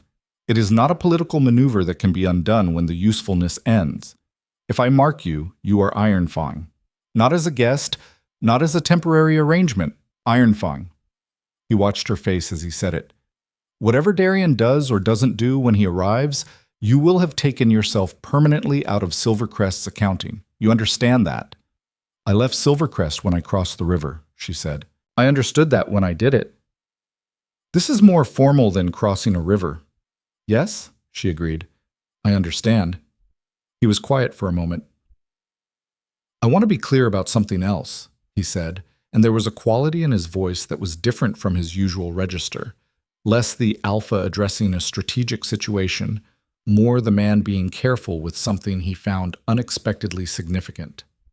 I am not doing this only for the political advantage. That is part of it. I won't pretend otherwise. But when you were in my training yard yesterday and you got off the ground twice when you had nothing left, that was something I have seen in very few wolves in my life. Whatever Darien thought he was dismissing, he was wrong about. I want to be clear that I know that. Seren said nothing for a moment. The bond burned in her chest. The corrupted energy that had been poisoning her for 3 weeks pressed against her ribs like something trying to escape. Thank you, she said quietly. Don't thank me, he said. We may both regret this. But there was something in his face that was not regret. Not yet, anyway. The ceremony happened at dusk. Marsh had prepared the ground, a practical man's version of sacred space, which meant a clear area near the settlement's central fire. The pack council forming a ring, no unnecessary decoration. Sura stood to one side with her record materials, because Sura believed that history required witnesses, and that witnesses required documentation, and that documentation required her personally. Kira and Bren stood with the warriors. The rest of the pack filled in behind, because news of what had happened at the north border had moved through Ironfang with the speed that important news always moves through a tight community, and no one had wanted to miss what came next. Seren stood in the center of the fire's light and faced Ronan. She was not afraid. She had examined herself carefully on the subject and found, underneath the nerves, a bedrock of certainty. The same certainty that had gotten her out of bed at dawn on the day she left Silvercrest. The certainty that action, even risky action, was preferable to the alternative that was waiting for her if she stood still. Seren Vale, Ronan's voice, formal now, carrying the particular cadence of words that had been used for this purpose for longer than living memory. Silvercrest born, present in Ironfang by your own choosing. Do you come to this fire in willing declaration? I do, she said. Do you release your claim to your pack of origin? She thought of Silvercrest, the stone circle, and the Moonfire fire. The junior warrior's voice in the medicine room, her mother's kitchen, and the warm tea and the steadied hand. I release it, she said. Do you offer your bond to the claiming of this pack and its alpha? The last question, the one that mattered. I do, she said. He stepped toward her, and the pack witness silence had the quality of held breath. And then he was close. Closer than he had been in any of their conversations, and she registered the full scale of him, the battle weight and the scar tissue and the iron eyes that were looking at her with an attention she had never in her life received from anyone.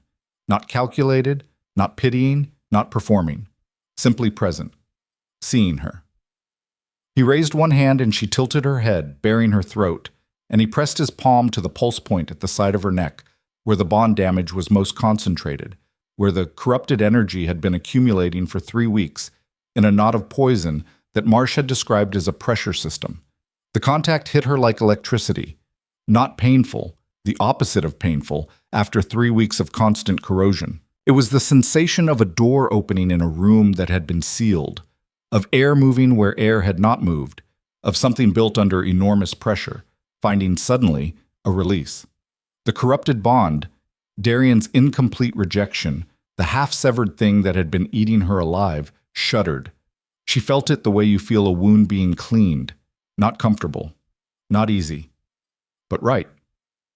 Ronan's hand was steady and his eyes were steady, and he spoke the claiming words in the formal language that Sura was transcribing in the background, and the fire in the central pit crackled and rose 6 inches without any physical cause, and Marsh made a sound that was professional interest overcoming his general dryness, and the pack around the circle was very still. And then the old bond broke. It broke completely, which was different from what Darien had attempted. The full severing, clean, the corrupted energy releasing in a single convulsive wave that went through her system from sternum to extremities and came out. She did not plan it. It was not a decision. It was simply that the pressure that had been building for 24 years, the blocked, damned, redirected energy of a wolf voice that had never been able to find its channel, found, in the moment of the old bonds breaking and the new ones beginning, the opening it had always needed. The sound that came out of Seren Vale's throat was not the thin, truncated thread that had defined her since she was 13 years old, standing in a moonlit meadow on 4 gray paws, with nothing coming out. It was a howl. But that word, howl, was entirely inadequate for what it actually was. A howl was what the other wolves in the circle produced in their daily lives, carrying and resonant and identifiable. What came from Seren was something older than that.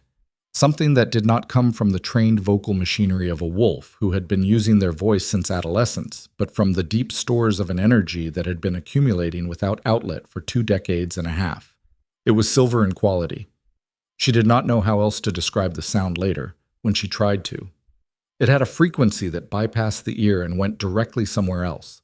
Some older system, some receptor that predated the organized pack structures and the territorial laws and the 7-year ceremonies. The fire went white.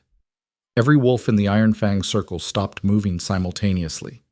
Not from instruction, not from social cue.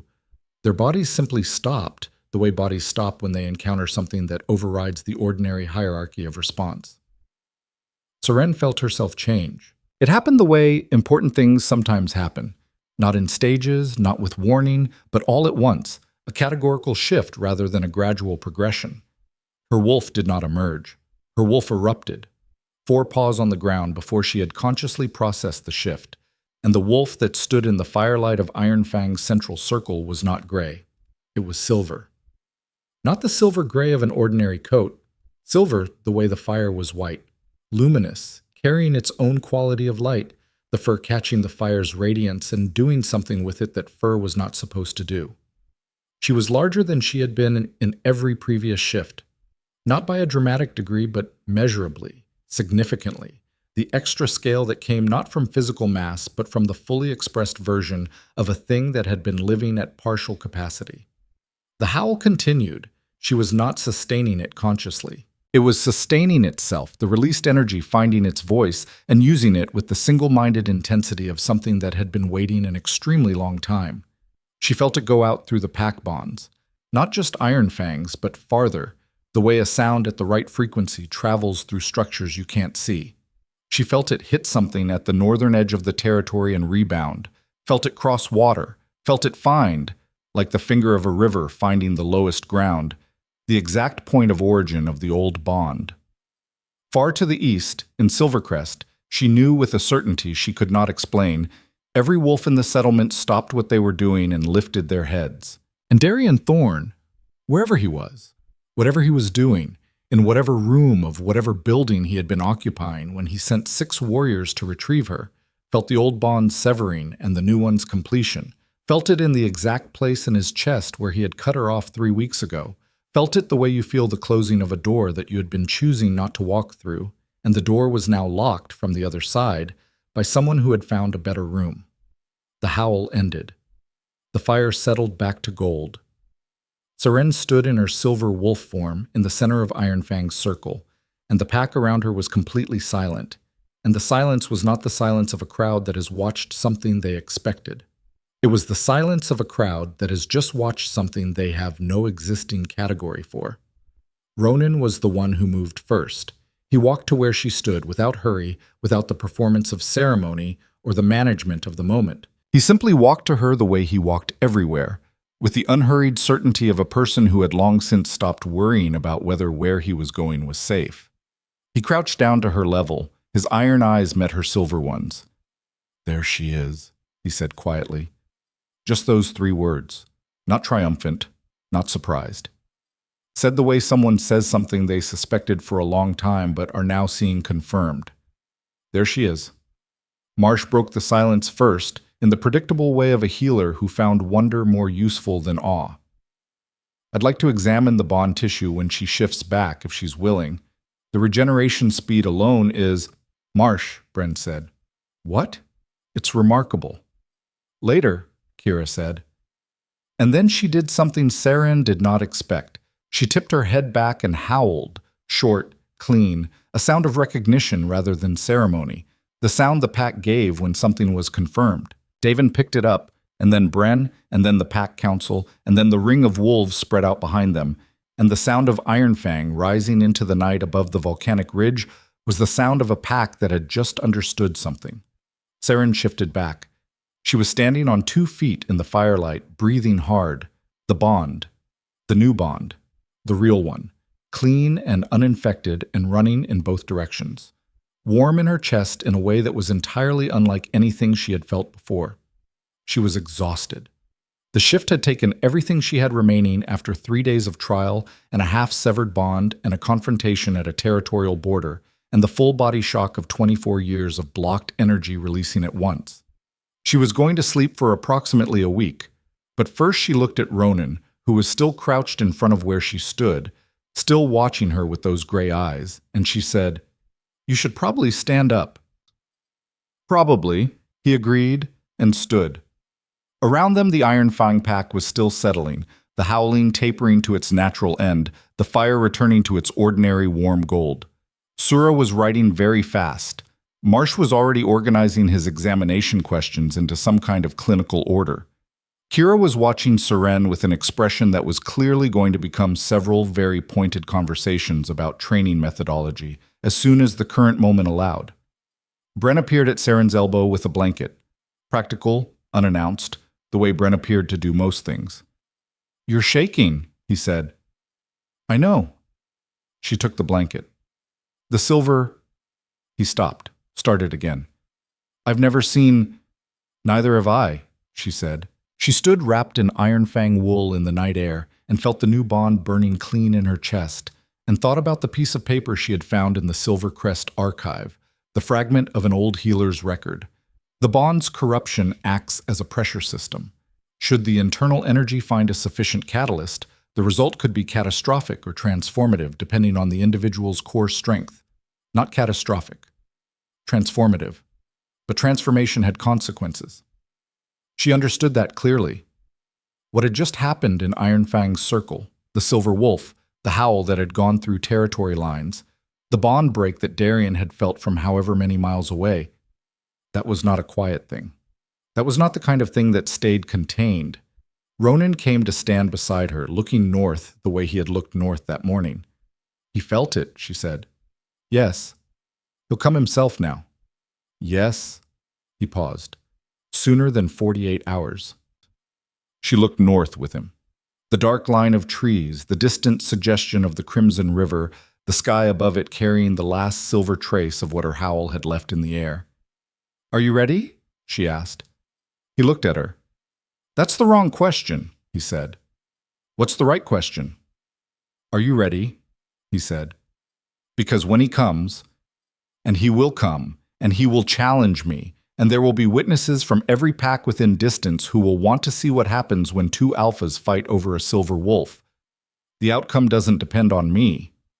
I've been in this fight since before you crossed my river. The variable is you." He held her gaze. "You just found something in yourself tonight that you didn't know was there. That changes everything. Whether it changes it in your favor depends on what you do next." She was quiet for a moment. The new bond warm and real and two-directional in her chest. The silver wolf quiet inside her now, but present in a way it had never been. Not a limited, apologetic thing half-hiding in the back of her awareness, but fully present, fully itself, waiting. "What do I do next?" she asked. "Tonight?" He looked at her with something in his face that was not quite warmth, but was the closest thing she had seen to it in him. Tonight you sleep, you eat. You let Marsh examine whatever he needs to examine. He paused. Everything else starts tomorrow. Tomorrow. When Darien came. She stood in Iron Fang's night air and breathed and was, for the first time in a very long time, something she had not expected to feel when she crossed a dark river 3 days ago to gamble her life on the mercy of a man who owed her nothing. She was ready. She was ready. But ready and rested were two different things, and by the time she woke the following morning, Marsh had already been to her door twice. She heard him through the wall on his second visit, muttering something to Bren about cellular regeneration and bond tissue density that she did not fully follow, but that had the quality of a man who had encountered a phenomenon he intended to document comprehensively, whether or not the phenomenon cooperated. She let him examine her. It took the better part of an hour, conducted in his workroom with the brisk, unsentimental efficiency that she had come to associate with him. Hands checking pulse points, eyes tracking the fading bruise patterns from the trial days. A series of questions about sensation and range, and the specific quality of the new bond that she answered as accurately as she could. When he was done, he sat back and looked at his notes, and then looked at her with the expression she had noticed was his version of being impressed, which was indistinguishable from his regular expression except for a very slight increase in the speed of his speech. "The corruption is gone," he said. "Not reduced. Gone. Complete clearance, which should not have been possible in the time frame, given how deeply it had embedded." He tapped his pen against the record page. "The new bond reads as fully established, stronger than newly formed bonds typically present, which I attribute to the pressure release mechanism, 24 years of accumulated energy converting directly into bond structure." He paused. "Your wolf's voice presents at a frequency I do not have a prior measurement for. I would need to run comparisons against the historical records to confirm. But based on what I observed last night, I believe you may be what the old records call a resonance wolf." He said the term with the careful, deliberate weight of someone using a word they have found in a book rather than a word they have heard spoken. "What is that?" she asked. "Theoretically," and I emphasize theoretically because the last documented case is over a century old, a wolf whose voice does not operate on the standard pack frequency but on a broader spectrum. Capable of reaching pack bonds across territorial lines, capable of influencing the emotional and physical state of other wolves through vocalization. He paused again. The old records describe them as rare to the point of near myth. There is some argument among historians about whether the accounts are literal or metaphorical. Seren thought about the howl the previous night, the way she had felt it cross the Crimson River, the way she had known, with a certainty that had nothing to do with inference, that Darien had felt it in Silvercrest. "I don't think it's metaphorical," she said. "No," Marsh agreed. "Neither do I at this point." He looked at her steadily. "This changes your strategic position considerably. You understand that?" "I'm beginning to. Ronan should know the specifics before Thorn arrives." "I'll tell him," she said. She stood up and Marsh made a brief, slightly exasperated sound. "I'm not done." "Yes, you are," she said. Not unkindly. "Thank you, Marsh." She walked out into the morning. Iron Fang was different around her now, and she noticed the difference immediately. Not dramatic, not the performance of a community that had decided overnight to reverse its assessment of a stranger, but something subtler and more genuine than that. The change was in the quality of attention. Before last night, when Iron Fang wolves looked at her, they had been looking at a Silvercrest wolf, an outsider, a person whose presence in the settlement was interesting but categorically external. The calculation behind their eyes had been the calculation applied to all foreign elements. What is this? What does it want? What does it cost us? What does it offer? This morning, the calculation was different. She was still new, she was still being assessed, but the category had shifted and the shift was visible in small things. The way Devon nodded to her when she passed the training yard. Not the polite acknowledgement of a host to a visitor, but the nod between two people who had been on the same ground together. The way two of the pack council members who had always looked through her when she passed, now met her eyes. The way Kira, who was running drills with 3 younger wolves at the far end of the yard, paused in her instruction, and watched Seren walk past with an expression that was openly evaluating and not at all unkind. She found Ronan at the north wall, where she had found him 2 evenings ago, looking toward Silvercrest. He was not alone this time. Bren was beside him, and the pack's senior tracker, a lean and weathered woman named Voss, was pointing at something on a hand-drawn map she was holding. They were talking in low, rapid voices, and they did not stop when Seren approached, which she took as the kind of inclusion that didn't require announcement. She listened for 30 seconds to understand the picture, then said, "He'll come at the south approach." All 3 of them looked at her. "The north border is where Aldrich's patrol came," she said. "Darien won't repeat the approach that didn't work. The south approach crosses the Crimson River at the deep section. Harder crossing, more effort. But it arrives at your settlement from the direction you're least likely to have reinforced after yesterday." She paused. "He'll read your north reinforcement as predictable and he'll go the other way." Voss looked at the map, looked at her, looked at Ronan. "She's not wrong," Voss said. Ronan looked at Seren with those iron eyes. "How sure are you?" "Darien has been running the same strategic logic against neighboring packs for 4 years.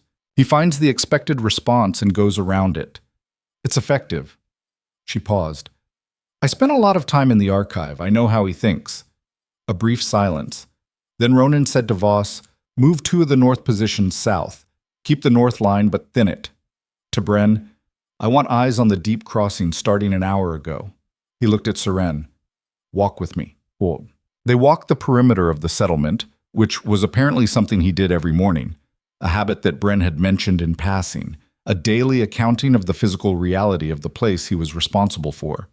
He did it without entourage and without ceremony, and the fact that she was included in it now felt significant in a way she didn't examine too closely. She told him what Marsh had said. He listened without interrupting, which was a quality she had come to value in him. The genuine, attentive silence of a person who understood that information delivered too quickly is information half received. When she finished, he was quiet for a moment.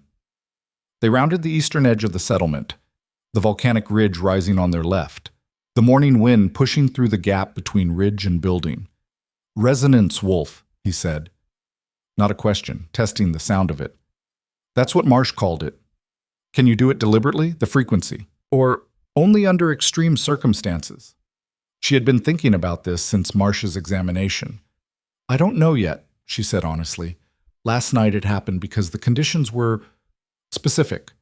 The bond release, the energy conversion. I don't know if I can access that without the same kind of pressure driving it." "Then we don't plan around it," he said. "We plan around what we know you can do." She looked at him. "What do you think I can do?" He considered. "You think clearly under duress. You read people accurately. You hold a line when you have no reason left to hold it." He paused.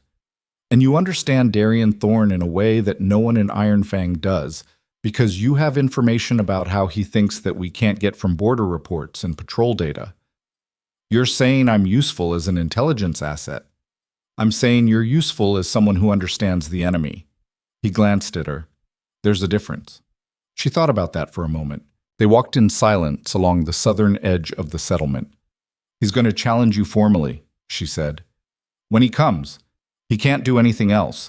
Sending Aldrich with 6 warriors and having that fail in front of his war chief means he has to escalate to personal action or his own pack starts questioning his response." She paused. "He'll invoke the sacred duel, pack law, both packs witness." "I know." "He's good," she said, because it needed to be said plainly. "In a fight. He was built for it and he's been doing it his whole life. The succession trial 4 years ago went 3 days and nearly killed the previous alpha. I know that too. I'm not telling you to be afraid. I'm telling you to take it seriously." He stopped walking and looked at her with an expression that was the closest thing to amusement she had seen on his face. Not a smile, but something adjacent to one, a fractional easing of the lines around his eyes. "I've been fighting since I was 14 years old. I have taken everything seriously my entire life." He paused. "But thank you for the briefing." She felt something loosen in her chest that she hadn't realized was tight. "You're welcome," she said. Darien came at midday. Not the south approach as she had predicted. That had been where Voss's repositioned trackers found his advanced scouts, moving through the tree line above the deep crossing at first light, and the intelligence had confirmed her read. But Darien himself came from the south, and then swung east in a wide arc that brought him to the settlement's main entrance from the direction of the neutral zone. A choice that was strategically meaningless but symbolically loaded, because the neutral zone was where packs met on equal ground, and arriving from it communicated, "I am here for a formal engagement, not a raid." He came with 20 wolves, not warriors in fighting formation, an escort, formally arranged, the configuration that a challenging alpha used when invoking sacred duel rights, so that the pack being challenged could not interpret the arrival as an attack requiring immediate defensive response. 20 wolves, arranged in a traditional arc, and Darien at the center, and the formal request made verbally at the main gate by his second in a voice that carried, "Alpha Darien Thorn of Silvercrest invokes his right of sacred challenge. He requests that Alpha Varkos of Ironfang receive him and his witnesses." Ironfang received them. The settlement's main yard, which was large enough to serve as the challenge ground, had been arranged over the course of the morning. Not elaborately, but with the specific spatial organization that the old law required. A clear circle, the two packs arrayed on opposite sides, the witnesses positioned at the compass points. Sura had her records. Marsh had what he always had, which was a practical readiness for medical necessity. Seren stood with the Iron Fang witnesses. She had thought about where to stand. She had thought about it carefully. She could have stood with the council, which would have communicated formal pack membership. She could have stood at the edge of the crowd, which would have communicated uncertainty. She chose to stand in the first rank of the Iron Fang witnesses, visible, present, on the Iron Fang side without ambiguity, but not in a position that suggested she was hiding behind anyone. She watched Darien enter the yard. The last time she had seen him, he had been standing in Moonfire firelight telling her she was weak-voiced and half-formed. He looked the same. Of course he looked the same. It had been less than a month. But he landed differently in her perception. The quality that had always pulled at her, that warmth and recognition she had mistaken for fate, was gone. Not suppressed or overridden. Simply absent, the way a pain is absent when it has fully healed. The new bond in her chest was warm and present and occupied the space where the old one had been with a completeness that left no room for residue. She looked at him the way she would look at any unfamiliar alpha, with attention and without attachment. He found her in the crowd. His amber eyes moved directly to her with the precision of a man who had known exactly where she would be, and she watched him absorb the information that the positioning communicated. First rank, Ironfang side, entirely composed. And she watched him file it and redirect his attention to Ronan. Whatever he felt in this moment, he was a professional. She credited him that. Ronan stood at the center of the challenge ground. He had not dressed for the occasion in any ceremonial sense. He looked exactly as he looked every morning, prepared, present, wearing the undecorated practicality of a man for whom every morning was potentially a day requiring this. The formal exchange of challenge was brief. The old law did not require extended speech, and neither man was inclined toward it. The terms were stated: sacred duel, pack witnessed, no intervention by either pack's warriors, the outcome binding by old law. "Accepted," Ronan said. They separated to opposite edges of the circle. In the brief interval before the duel began, while the witnesses settled and the two packs adjusted their formation, Seren found Bren at her shoulder. "Are you all right?" he said quietly. She looked at the challenge ground, at Darien rolling his shoulders on the far side, at Ronan, who was standing with the quality of stillness she had come to understand was not passivity but concentration. Everything drawn inward, conserve, ready. "Ask me in an hour," she said. The fight was extraordinary and terrible. There was no other honest description of it. These were two of the best fighters in the frontier, both experienced in the specific violence of alpha combat, both motivated by stakes that went beyond personal survival. One fighting for position and pride, and whatever complicated tangle of fear and power had driven every choice he had made since the festival. The other fighting for his pack and his territory, and, though he would not have used this language, for something that had crossed his river 3 days ago and had not been what he expected. They went at each other with a directness that stripped away anything theatrical. No circling, no posturing, no prolonged display of aggression. Darien went in fast and low, and Ronan took the impact and redirected it. And the first exchange ended with both of them on their feet 4 paces apart, each having learned something new about the other's approach. Then they adjusted and went again. Seren watched every second of it. She watched the way Darien fought the way she had read Darien's strategic records, looking for the pattern, the consistent choice, the thing he did when under pressure that revealed the shape of his thinking. She had told Ronan he was good, and he was. But she had also spent 3 days watching Ronan, and she had the impression, unverifiable until now, that Ronan's advantage in a sustained fight was not speed or strength, but the thing he had described about himself without quite saying it. He had been fighting since he was 14 years old, and every time he had lost, he had disappeared for a month and come back understanding exactly what had beaten him. He did not make the same mistake twice, ever. The fight lasted 40 minutes, which was long for a sacred duel. Most concluded faster, in one direction or another, because the physical cost of that kind of engagement was high, and most combatants could not sustain their best performance for longer than 10 or 15 minutes. These two sustained it because they were both exceptional, and because neither had anything to gain from the kind of reckless expenditure that ended fights quickly. The crowd on both sides was silent in the focused way of people watching something they could not look away from. At the 20-minute mark, Seren saw it. The pattern she had been watching for, Darien's specific response when a left-side strike failed, which he had repeated 3 times during the fight. Not obviously, not frequently enough that a less attentive observer would have noticed, but 3 times he had gone left, had been blocked or absorbed, and had compensated by pulling right and launching a strike with his right arm from below center. It was fluid and fast, and it had connected twice out of 3 attempts.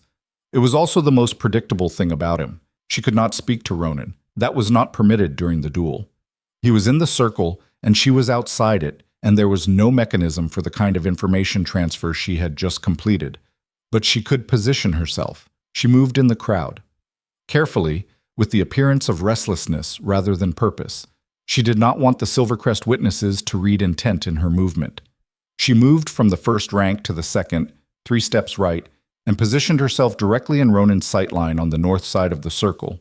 He was going to look at her. She knew this because she had been watching him for 3 days, and because she had noticed that he had a habit of grounding himself. During the heavy moments in the trial sessions, during the confrontation at the north border, during the marking ceremony, by finding a fixed point outside himself and holding it briefly, a reset mechanism, the physical equivalent of the scar on his hand that he looked at when he was thinking hard. She was his fixed point now, she understood. Or at least she was one of them.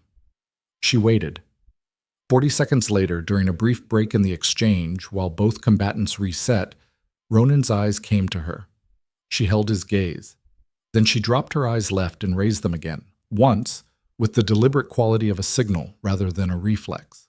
Left side. Watch the left side. His eyes returned to Darien without acknowledgement. 30 seconds later, Darien went left. Ronan did not absorb it. He stepped through it, inside the strike's radius, making the contact angle wrong, and as Darien's body completed the momentum of the failed strike and began the rightward compensation, Ronan was already positioned for it. The right side strike from below center arrived exactly where Ronan had anticipated, and instead of a body, he found a block and a counter so precisely placed that it looked to anyone watching like he had somehow known it was coming. Darien staggered. It was not a fall. He recovered his footing in under a second. But the stagger was visible to everyone in the yard, both packs, all witnesses, and what followed it was a shift in the quality of the silence.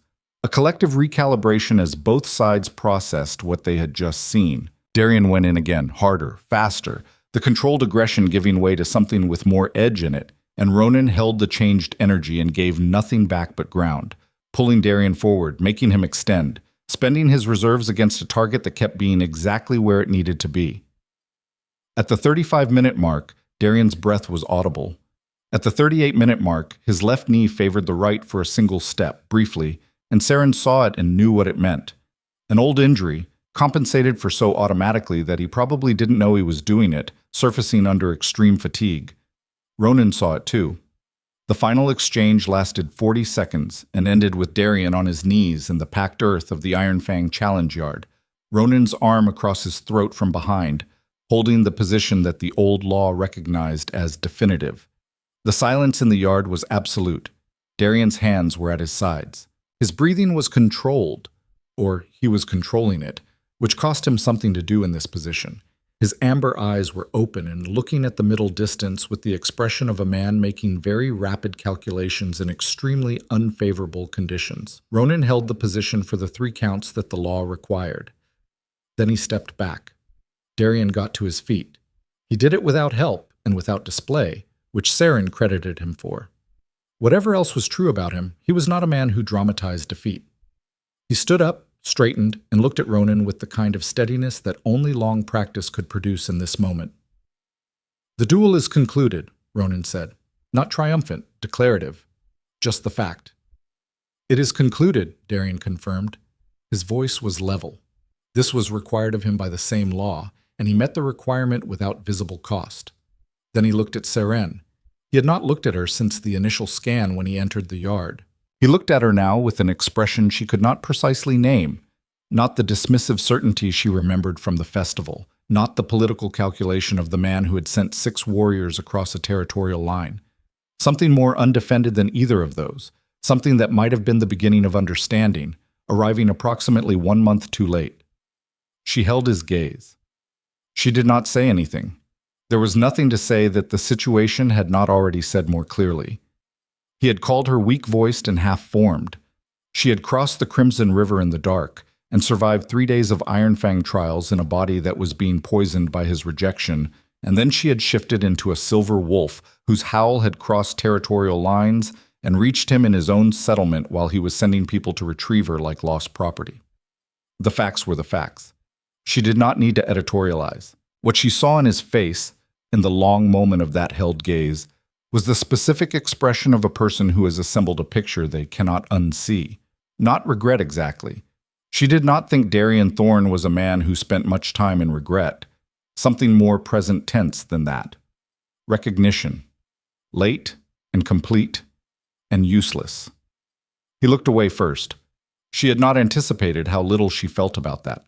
She had carried the image of this moment, the reversal, the recognition, for weeks, and it had lived in her imagination as something sharp and satisfying. The actual moment was quieter than that.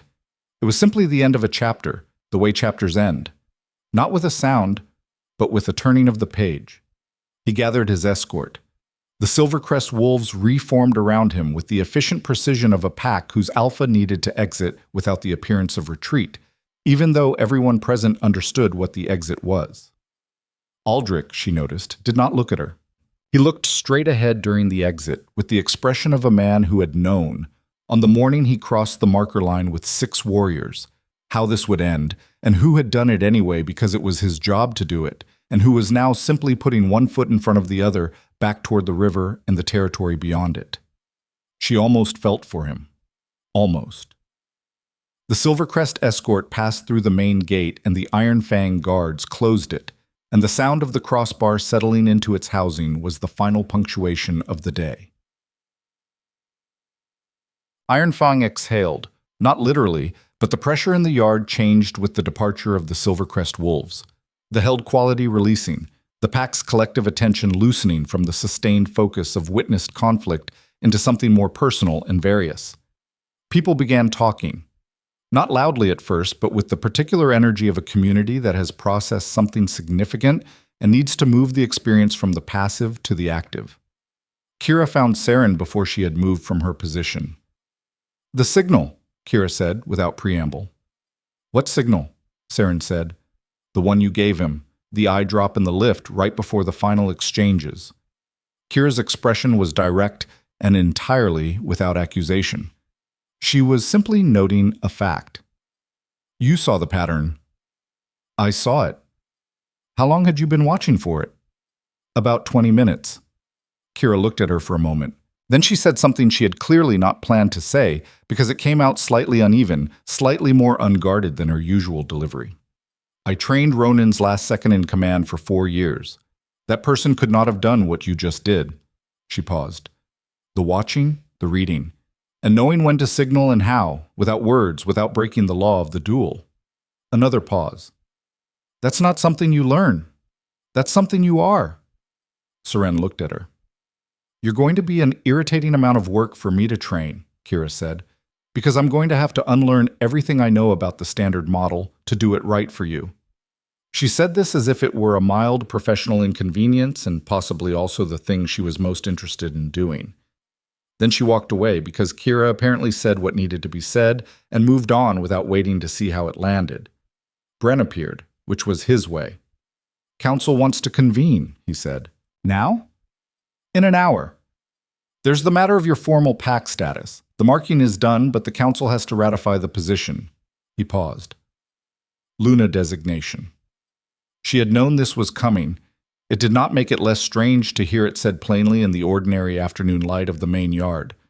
All right, she said. Are you ready for that? She thought about it genuinely. The new bond warm in her chest. The silver wolf, present and steady. A constant now, rather than an occasional and embarrassing absence. The pack around her. Not the pack she had grown up in, not the pack that had treated her like weather that had already passed, but this one. This hard and honest collection of people who had watched her get off the ground twice with nothing left, and had drawn their own conclusions. Yes, she said. It was true. Bren nodded. He turned to go and then turned back, because apparently he had decided something in the interval. For what it's worth, he said, I voted for accepting your proposal the morning Ronan came out of the first meeting, before the trials. He paused. I didn't tell him that until after the marking ceremony. I thought you should know. She looked at him. Why? Because you looked like someone who was used to people deciding against her before the vote was taken, he said. And I wasn't one of them. He walked away before she could respond, which she suspected was intentional. The council ratification was formal and brief. 7 council members, the old law read aloud by Sura, in the precise, unhurried cadence she used for everything official, the question put to vote by Ronan without preamble or persuasion. 6-4. 1 abstention. An older council member named Croft, who had served under the previous Alpha, and who did not vote against so much as reserve judgment, which Sura informed her afterward was Croft's position on most things and should not be taken personally. Ronan ratified the vote with the pack seal, and Sura recorded it, and that was, in the dry machinery of official process, that. Luna of Iron Fang. She sat with those words in the council room after the others had filed out, in the quiet that followed the machinery. She was not given to dramatic internal moments. She was a practical person, and she knew that the title was the beginning of something, not the end of it, and that the next day would bring new problems and new requirements and the particular ongoing difficulty of earning a place she had been given by extraordinary circumstances rather than by the long, slow accumulation of ordinary ones. But she allowed herself the moment, just the moment. Ronan came back into the room after the others had gone, which she had half expected. He sat in the chair across from her, the same configuration as their first conversation, the same table between them. Croft will come around, he said. I'm not worried about Croft. What are you worried about? She thought about it. Everything, she said, but not in a way that stops me from moving. He looked at her with those gray eyes that she had been reading for 3 days and had started, cautiously, to feel she was beginning to understand. Good answer, he said. Outside, Iron Fang was making its evening sounds. The settlement settling into its routines, fires being stoked, the night patrol changing over, children being called in. Somewhere in the distance, the sound of Kira, apparently already running a drill that she had designed with Serene's specific training requirements in mind, because Kira was that kind of person. He'll tell his pack what happened here, Seren said. The duel, the outcome. He has to. His pack will ask about the silver wolf. Word will move. Other packs will hear about it. She paused. You understand that the next few weeks are going to be complicated. They were going to be complicated regardless, Ronan said. The question is what shape the complication takes. He looked at the table for a moment. The shape it takes now is better than the shape it would have taken if you hadn't crossed my river. She looked at him. You're saying that as if it's a conclusion. It's not, he agreed. It's an opening position. She almost smiled. That's the most diplomatic thing you've said in 3 days. I'm not diplomatic, he said. I'm accurate. A pause, and the fraction of warmth was back in his eyes, the microscopic easing. Sometimes they resemble each other. She did smile this time. She was surprised by it.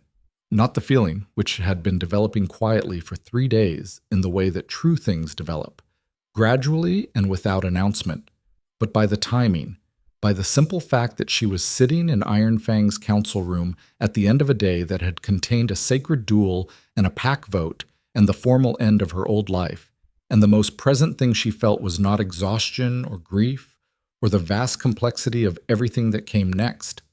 It was something much simpler than any of that. She was where she was supposed to be. Tomorrow the complications would resume. Border politics, Darian's narrative to his own pack, the reality of earning her place in Iron Fang's structure, rather than simply occupying the title of it, the larger questions about what a resonance wolf meant in the context of the frontier's balance of power, the 100 practical difficulties of two people who were very different attempting to build something that worked. All of that was real, and none of it was going away. But tonight the duel was done, and the vote was recorded, and the bond was warm and two-directional and clean in her chest, and across the table from her was a man who had looked at the full inventory of what she was. Corrupted bond, silent wolf, rival pack, no guarantees. And had made his calculations and decided she was worth the risk.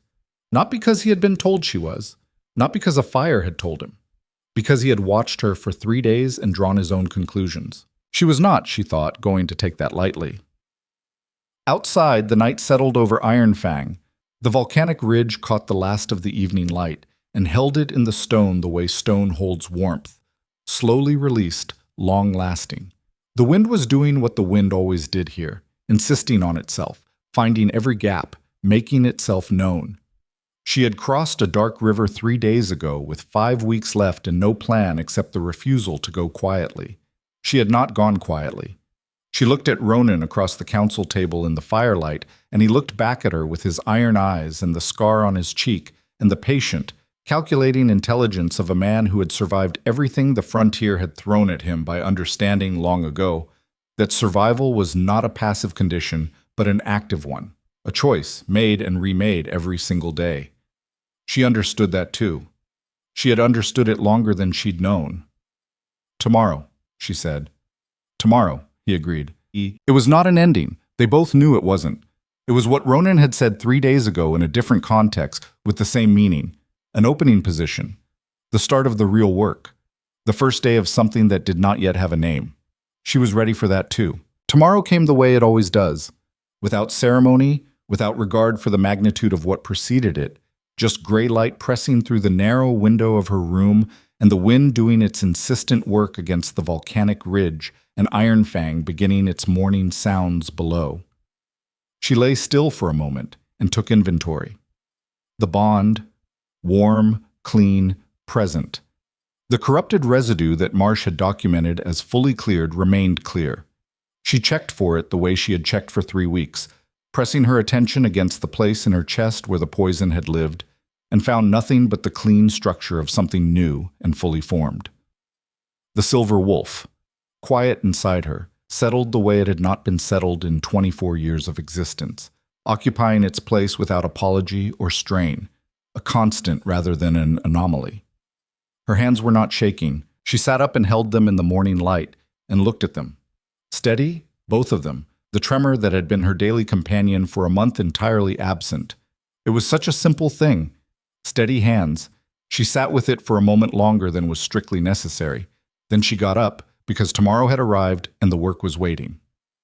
The weeks that followed the duel were, as she had predicted, complicated. The complication arrived in layers, as complications do when they are genuine rather than performed, each one revealing another beneath it. The first layer was logistical. The formal integration of a new Luna into Iron Fang's structure was not a symbolic process. It required the learning of systems she had not grown up with, patrol rotations and resource management, and the particular web of relationships and obligations that held a pack of 300 wolves together across difficult terrain. Iron Fang's version of these things was not Silvercrest's version, and Seren did not make the mistake of assuming that familiarity with one translated into competence with the other. She started from scratch. Not publicly. She was careful about what she did publicly, because a Luna who visibly didn't know things was a Luna whose credibility eroded before it was established.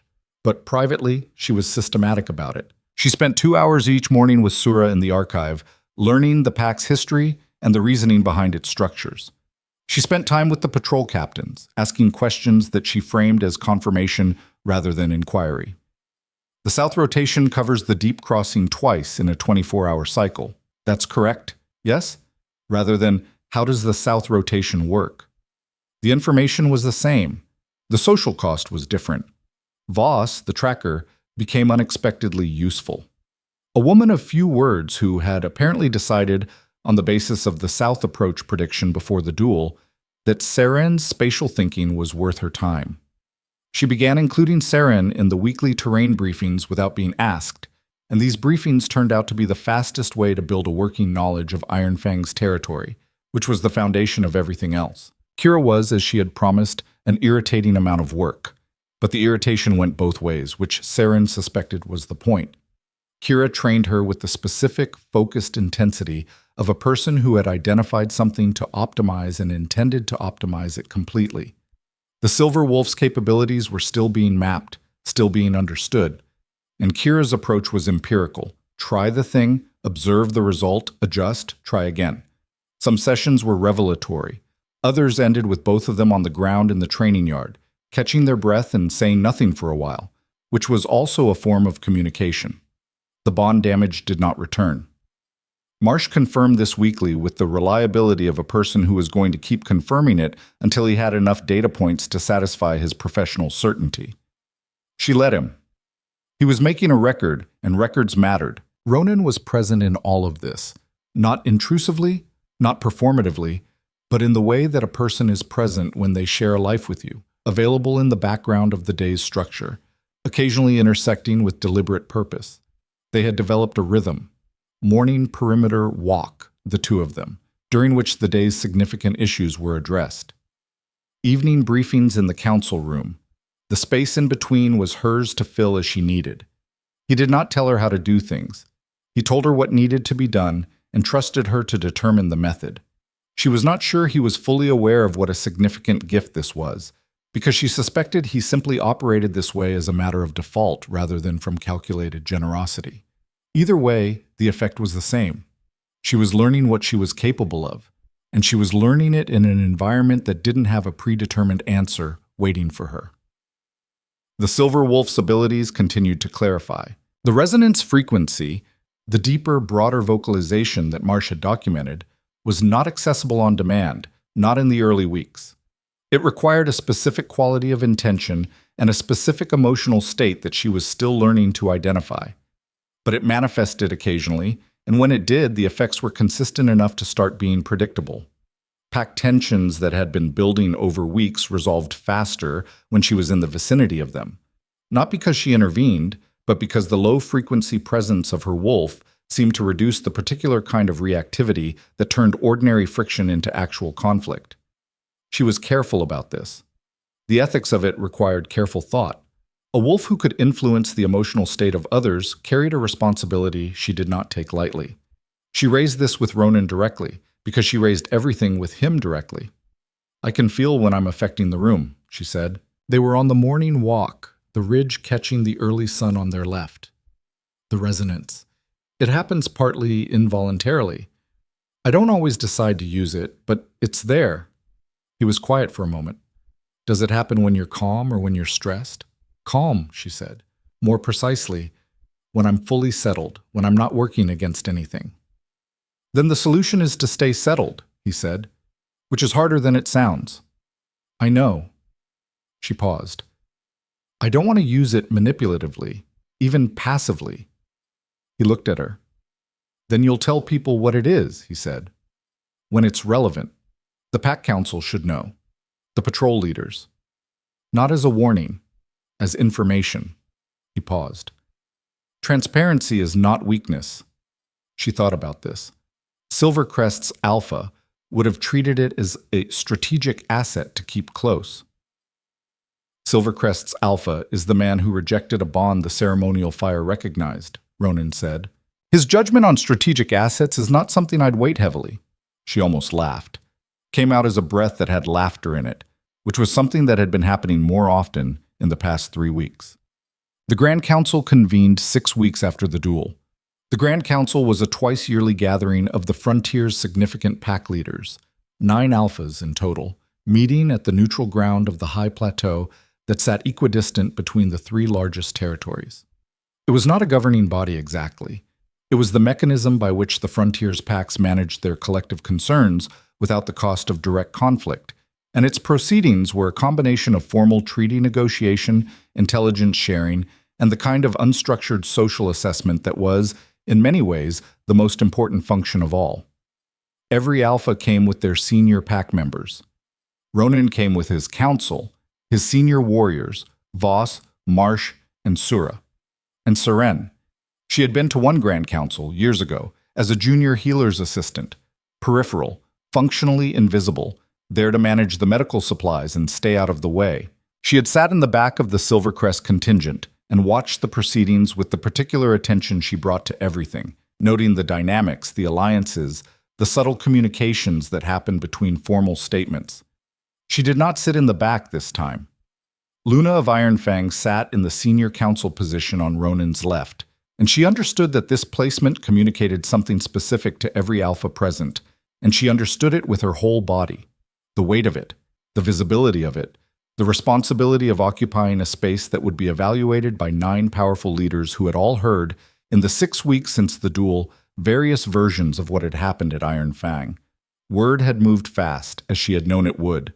The Silver Wolf was not a secret. The howl that had crossed territorial lines had been heard and registered by every pack within a significant radius, and the subsequent events, the duel, the outcome, the Luna designation, had generated the kind of frontier news that spread through merchant routes and patrol exchanges and the informal networks of information that packs maintained even with rivals.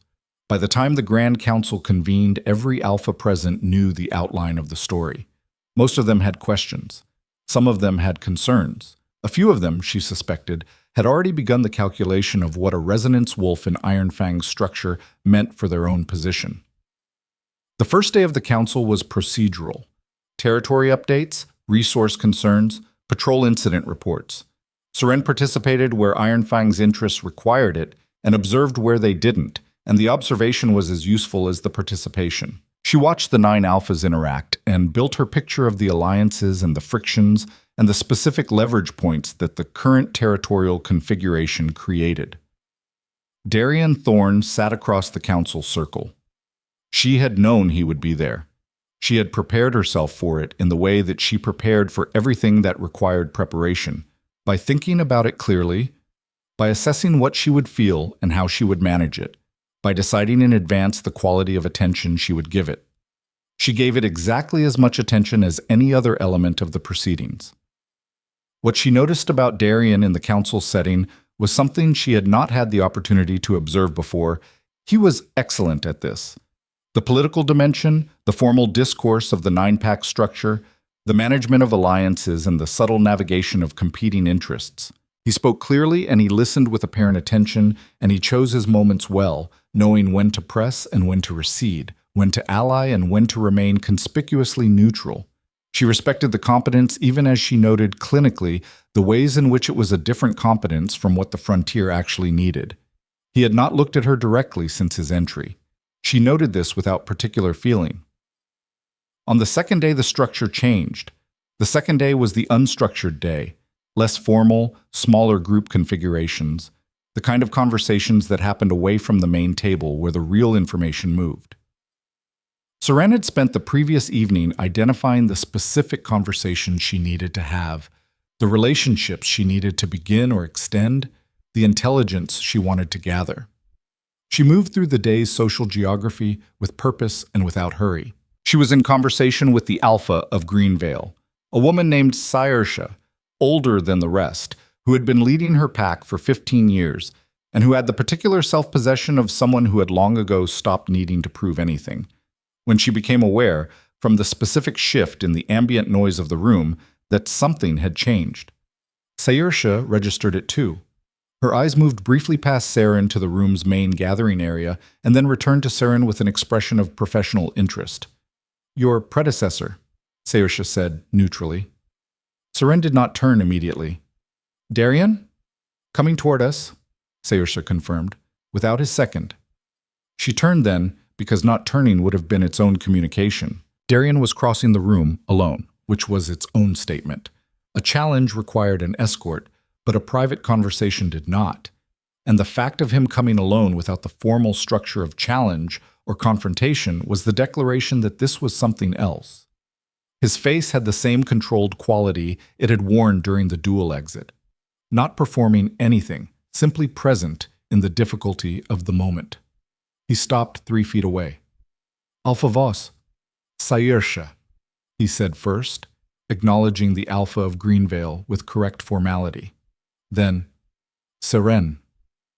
No title, not dismissively.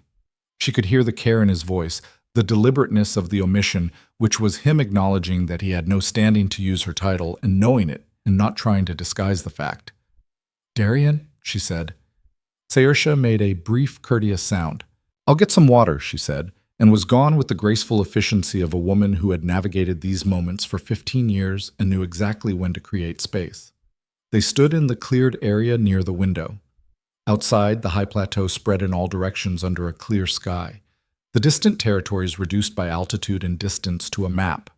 The same map she had studied in the Silvercrest archive 6 weeks ago, looking for an answer that did not require her to die quietly. "I heard about Marcia's findings," Darian said, not what she had expected as an opening. "The resonance documentation, the old records." She waited. "I should have known," he said. It came out with the weight of a sentence that had been thought about for a long time. "The fire at the festival, Elder Corin knew. I saw his face. I cut off the conversation before anyone could say what it meant because—" He stopped. His jaw tightened slightly. "Because I was afraid of what it meant." She said nothing. She had nothing to add to his statement. He was correct, and they both knew it, and she saw no reason to cushion the knowing. "I told myself you were weak," he said. "I convinced myself. It was easier to believe than the alternative." He looked at her with the amber eyes that had once created a pull in her, and now created nothing except the clear-eyed attention she gave to any significant piece of information. "The alternative being that I was wrong, that I was afraid of something I didn't understand and I called it weakness in you because that was easier than calling it what it actually was in me." "Yes," she said, "that's what it was." He absorbed that. He did not deflect it or qualify it. She gave him credit for that. "I'm not asking for anything," he said. "I want to be clear about that. I know that what I did has consequences. I'm not here to negotiate consequences." He paused. "I'm here because I needed to say it to you directly. Not in a formal setting, not in front of witnesses, not as part of a political transaction." Another pause. "You deserve better than what happened at the festival, full stop."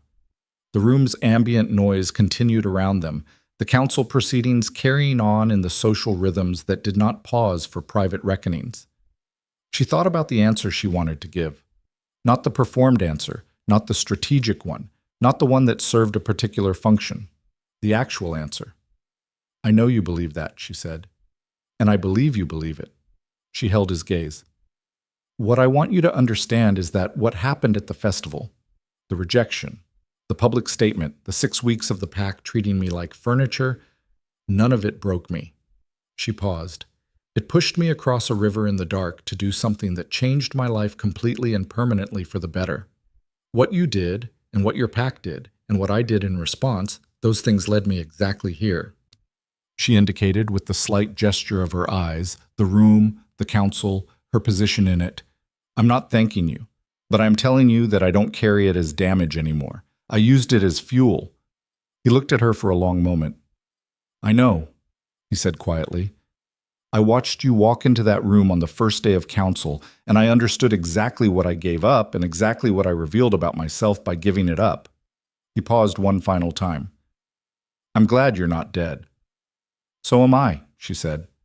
He nodded once, a slight formal acknowledgement that was as much as the situation allowed for, and walked away, back to his contingent, back to the territory and the pack and the complicated ongoing work of being the alpha of something that would now, for a very long time, be measured against what he had dismissed and what had become of it.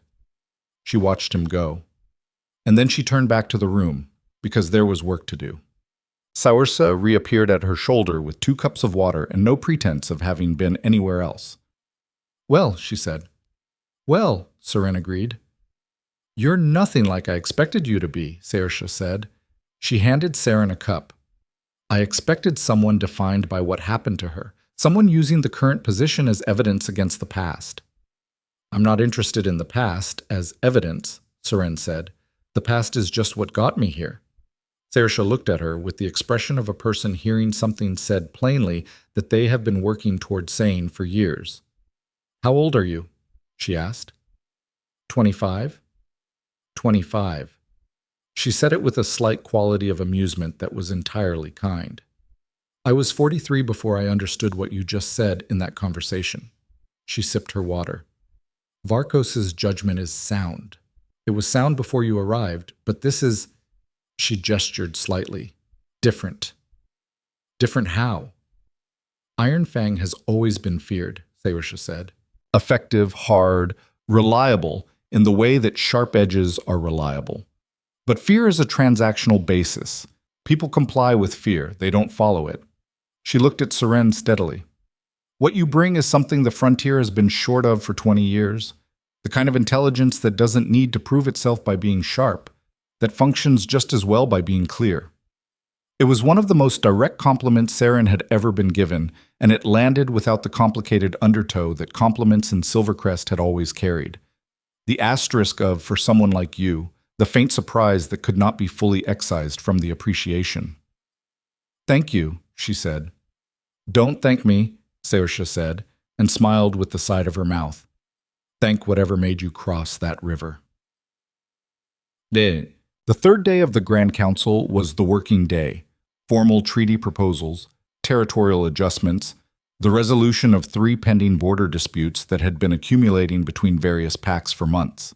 Seren sat at the main council table with Ronan's contingent and participated in the proceedings with the full weight of her preparation, and by the end of the morning session, the room's relationship to her had shifted in the way that rooms shift when they absorb new information about a person. It was not that she dominated the proceedings. She did not. She said significantly less than several of the alphas present, and she did not argue points that did not require argument. What she did was precise. She spoke when she had something that the room did not already have, she framed it clearly, and she stopped speaking when the point was made. The first time she spoke, on the border dispute between Greenvale and the Eastern Thornwall Pack, which had been running for 8 months on the basis of a water rights confusion that a rereading of the original territorial record revealed was a transcription error.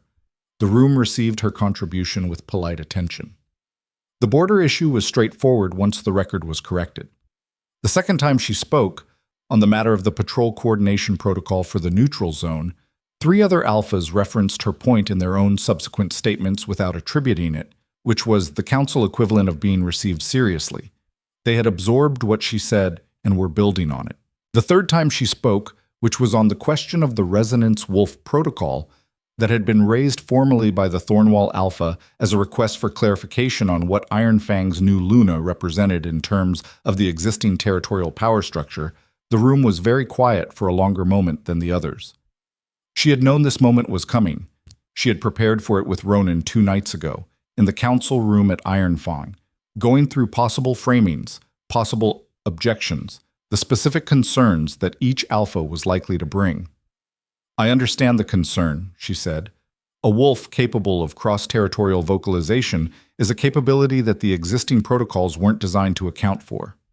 That's a legitimate structural question." She paused, and the room's attention was of the kind that she had felt once before.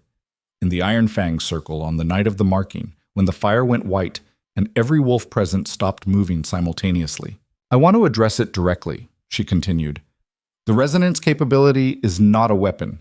It is not a tool for territorial manipulation, for the coercive management of other packs, or for any application that the existing alliance framework would identify as hostile. It is a communication capability at a fundamental level. It reaches across territorial lines because the frequency does not observe territorial lines, not because it is designed to overcome them. She looked around the table. I'm telling you this openly now, rather than allowing it to remain an undefined concern, because the pact that carries this capability operating with full transparency is better for the frontier than one operating with deliberate opacity. She paused once more. If any Alpha present wants to ask specific questions about what this means for their territory's relationship with Iron Fang, I will answer them directly, now or after the session. The silence held for a moment. Then Sersha said, I have no concerns, with the clear finality of someone closing a question. Two other alphas followed within seconds. Not capitulation, genuine resolution, the kind that comes when a concern has been fully addressed rather than managed. The Thornwall Alpha, who had raised the question, looked at her across the table for a long moment and then said, I'd like the conversation after the session, which was exactly what she had offered. Of course, she said. Ronan beside her said nothing. He did not need to.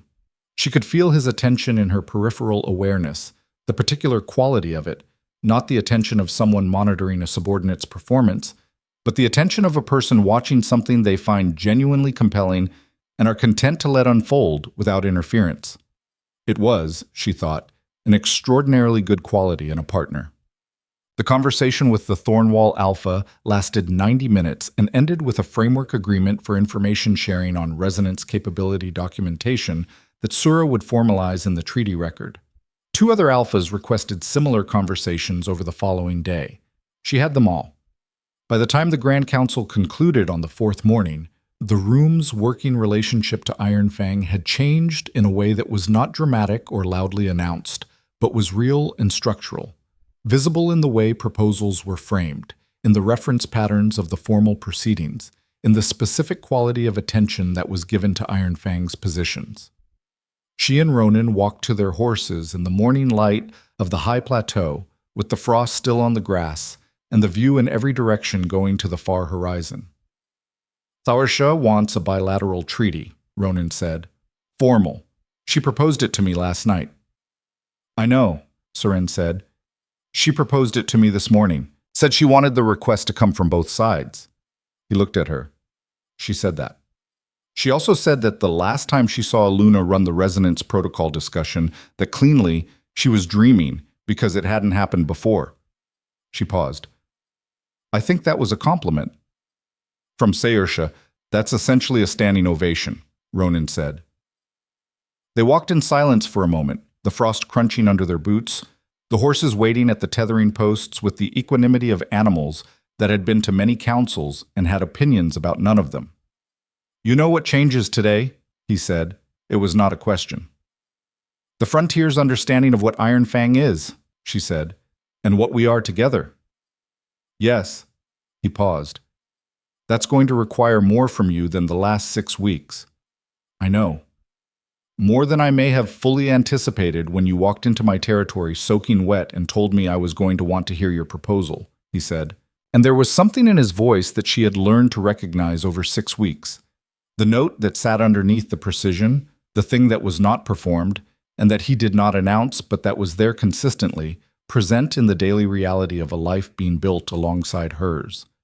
She looked at him, at the scar on his cheek and the iron eyes, and the particular way he stood in open ground, as if the horizon was not a limit but an accounting of available space, and all of it was workable. Are you complaining? She said. No, he said. Absolutely not. She mounted her horse.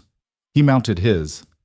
The Iron Fang contingent formed up around them, and Voss confirmed the route, and Kira made a brief professional comment about the ride's terrain that was also, in Kira's characteristic double-function way, a comment about Seren's riding position that would be followed up at training.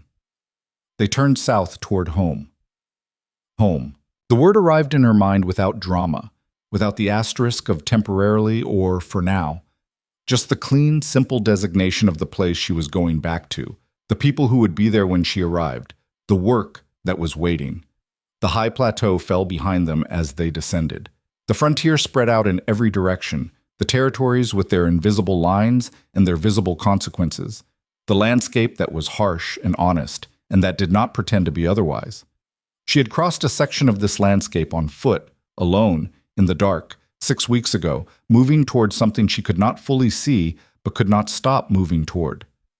She thought about the version of herself who had stood at the kitchen table in Silvercrest that afternoon in the first week, pressing her palms flat against the wood and counting the days she had left. That person had been afraid and in pain and entirely alone, and she had also, in that same moment, been making a decision that the fear and the pain could not override.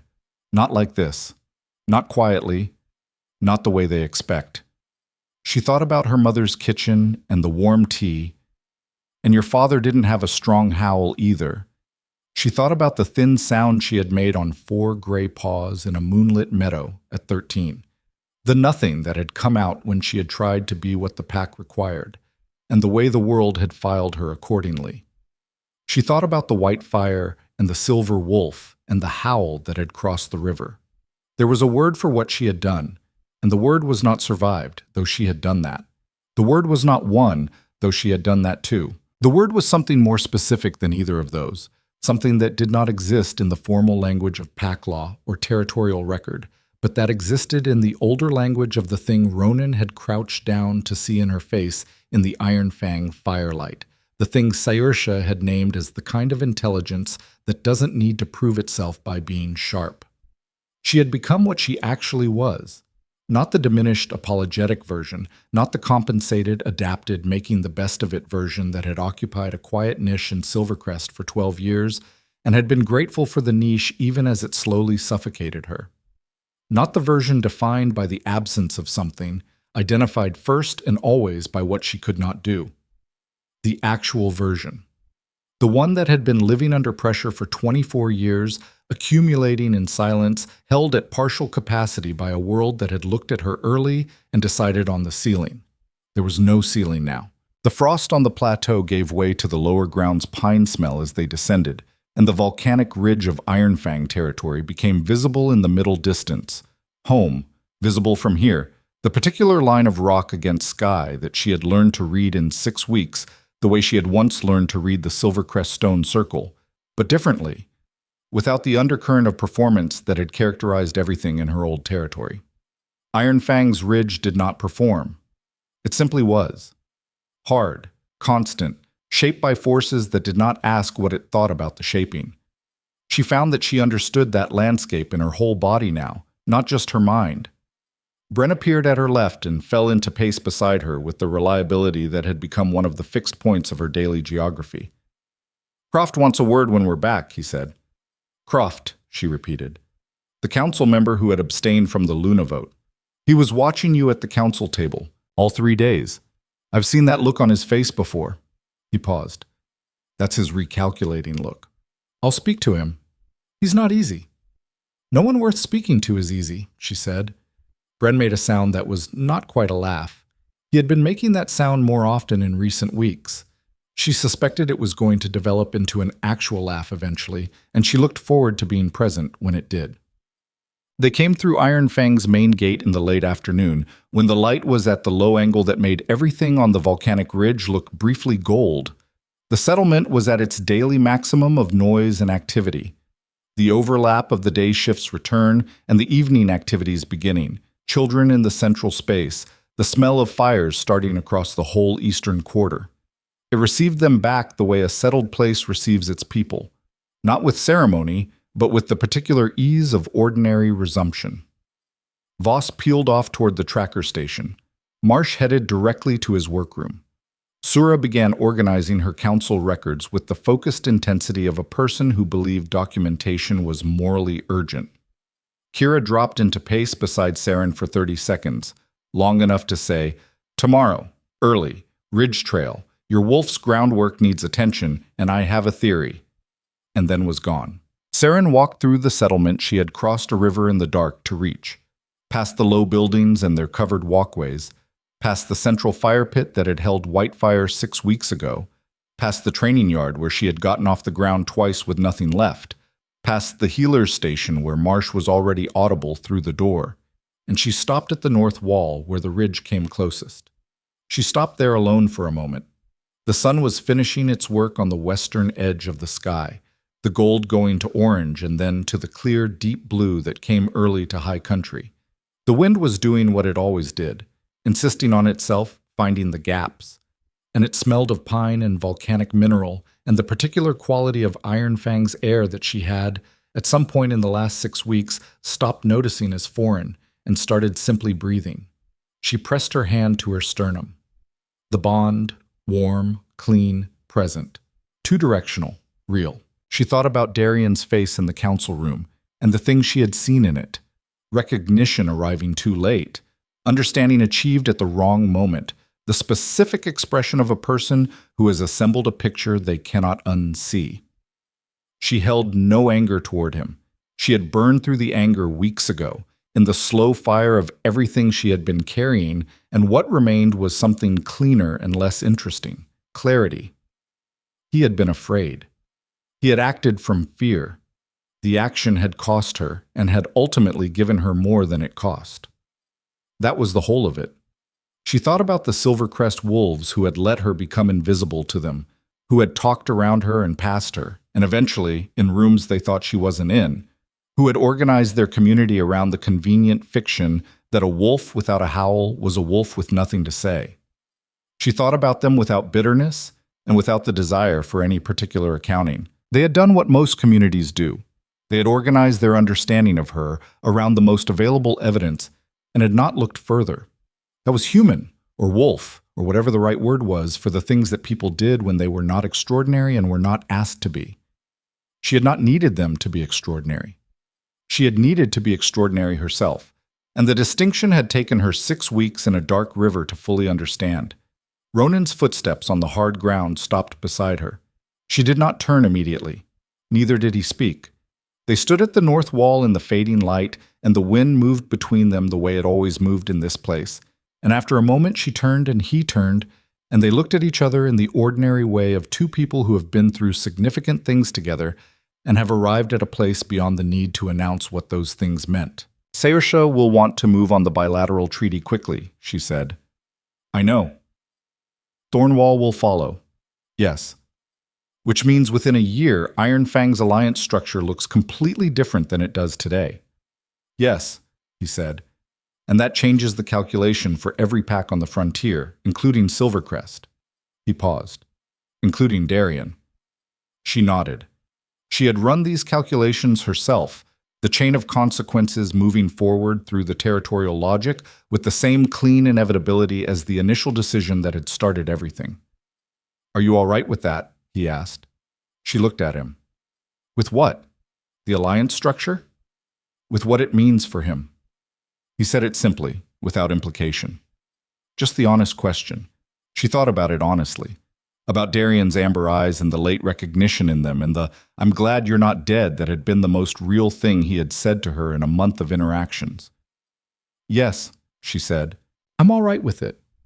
And then, because it was also true, I don't want to hurt him. I never did.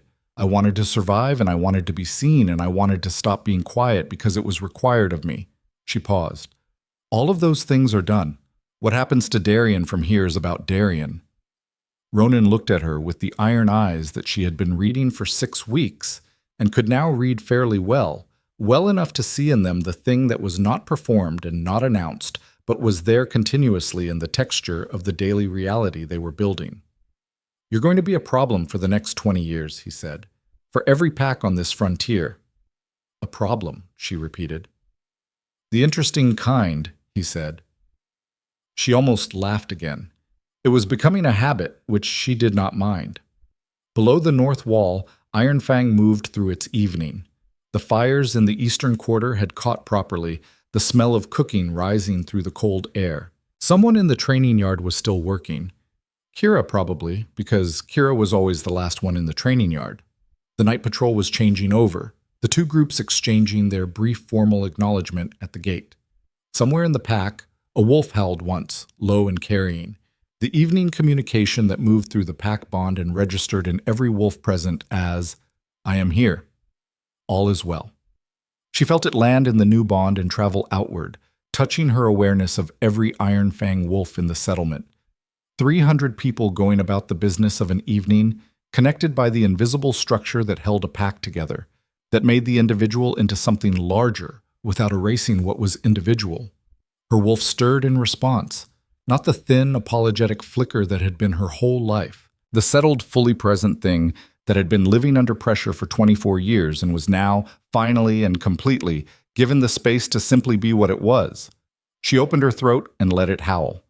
Not the resonance frequency, not the broad cross-territorial wave that shook foundations, just her voice, her wolf's voice, the one that had been there all along waiting for the right pressure and the right release and the right place to land.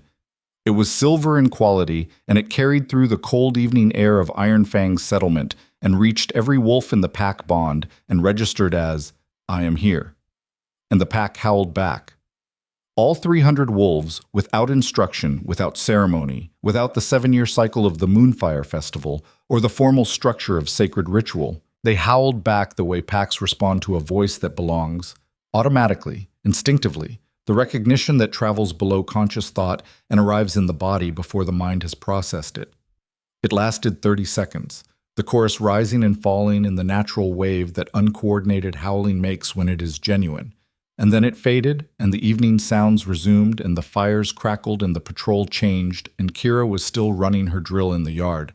Ronan was looking at her. She looked back at him. "There she is," he said. The same 3 words. The same quiet certainty of something recognized. "Here I am," she said. The wind moved through Iron Fang. The volcanic ridge caught the last light and held it. The bond was warm and clean and present and two-directional, and the silver wolf was quiet inside her, settled in the way of a thing that has finally, after a very long time, found the ground it was meant to stand on. She was not the wolf they had pitied. She was not the wolf they had dismissed, or the wolf they had tried to retrieve from a rival's territory like misplaced property, or the quiet, fading thing they had expected to disappear into the silence they had always assigned her. She was Seren Vale, Luna of Iron Fang, the silver wolf the old records had described in fragments that no one had believed were literal. The wolf who had crossed a river in the dark with 5 weeks left and had made a gamble that looked like recklessness to everyone except herself, because she had understood something that the people watching her had missed. That the version of her that Silvercrest had seen was not the version that existed. She had simply been waiting for the right pressure, for the right catalyst, for the place where the door opened and the energy found its channel, and 24 years of held potential released all at once into a white fire, and a howl that crossed territorial lines, and a silver wolf that no one had a prior measurement for. She had been waiting, all along, to become what she actually was. And now she had. The evening deepened over Iron Fang. The stars came out above the volcanic ridge, clear and cold and indifferent in the particular way that very old things are indifferent. Not hostile, not unkind, simply existing at a scale that put everything below them in its proper proportion. Tomorrow the work resumed. Croft's conversation, Kira's ridge training, the Sewashe Treaty framework, the 100 practical difficulties of building something real in difficult terrain. Tomorrow the frontier continued its complicated existence, and Iron Fang moved through it, and she moved with Iron Fang, eyes open, fully present, exactly where she had chosen to be. But tonight she stood at the north wall of the pack that was hers, in the life that she had built from the materials of a rejection, beside the man who had crouched in the firelight to see her face, and had said, "There she is," as if she had always been there, waiting to be found. She had always been there. It had simply taken the right fire to make her visible.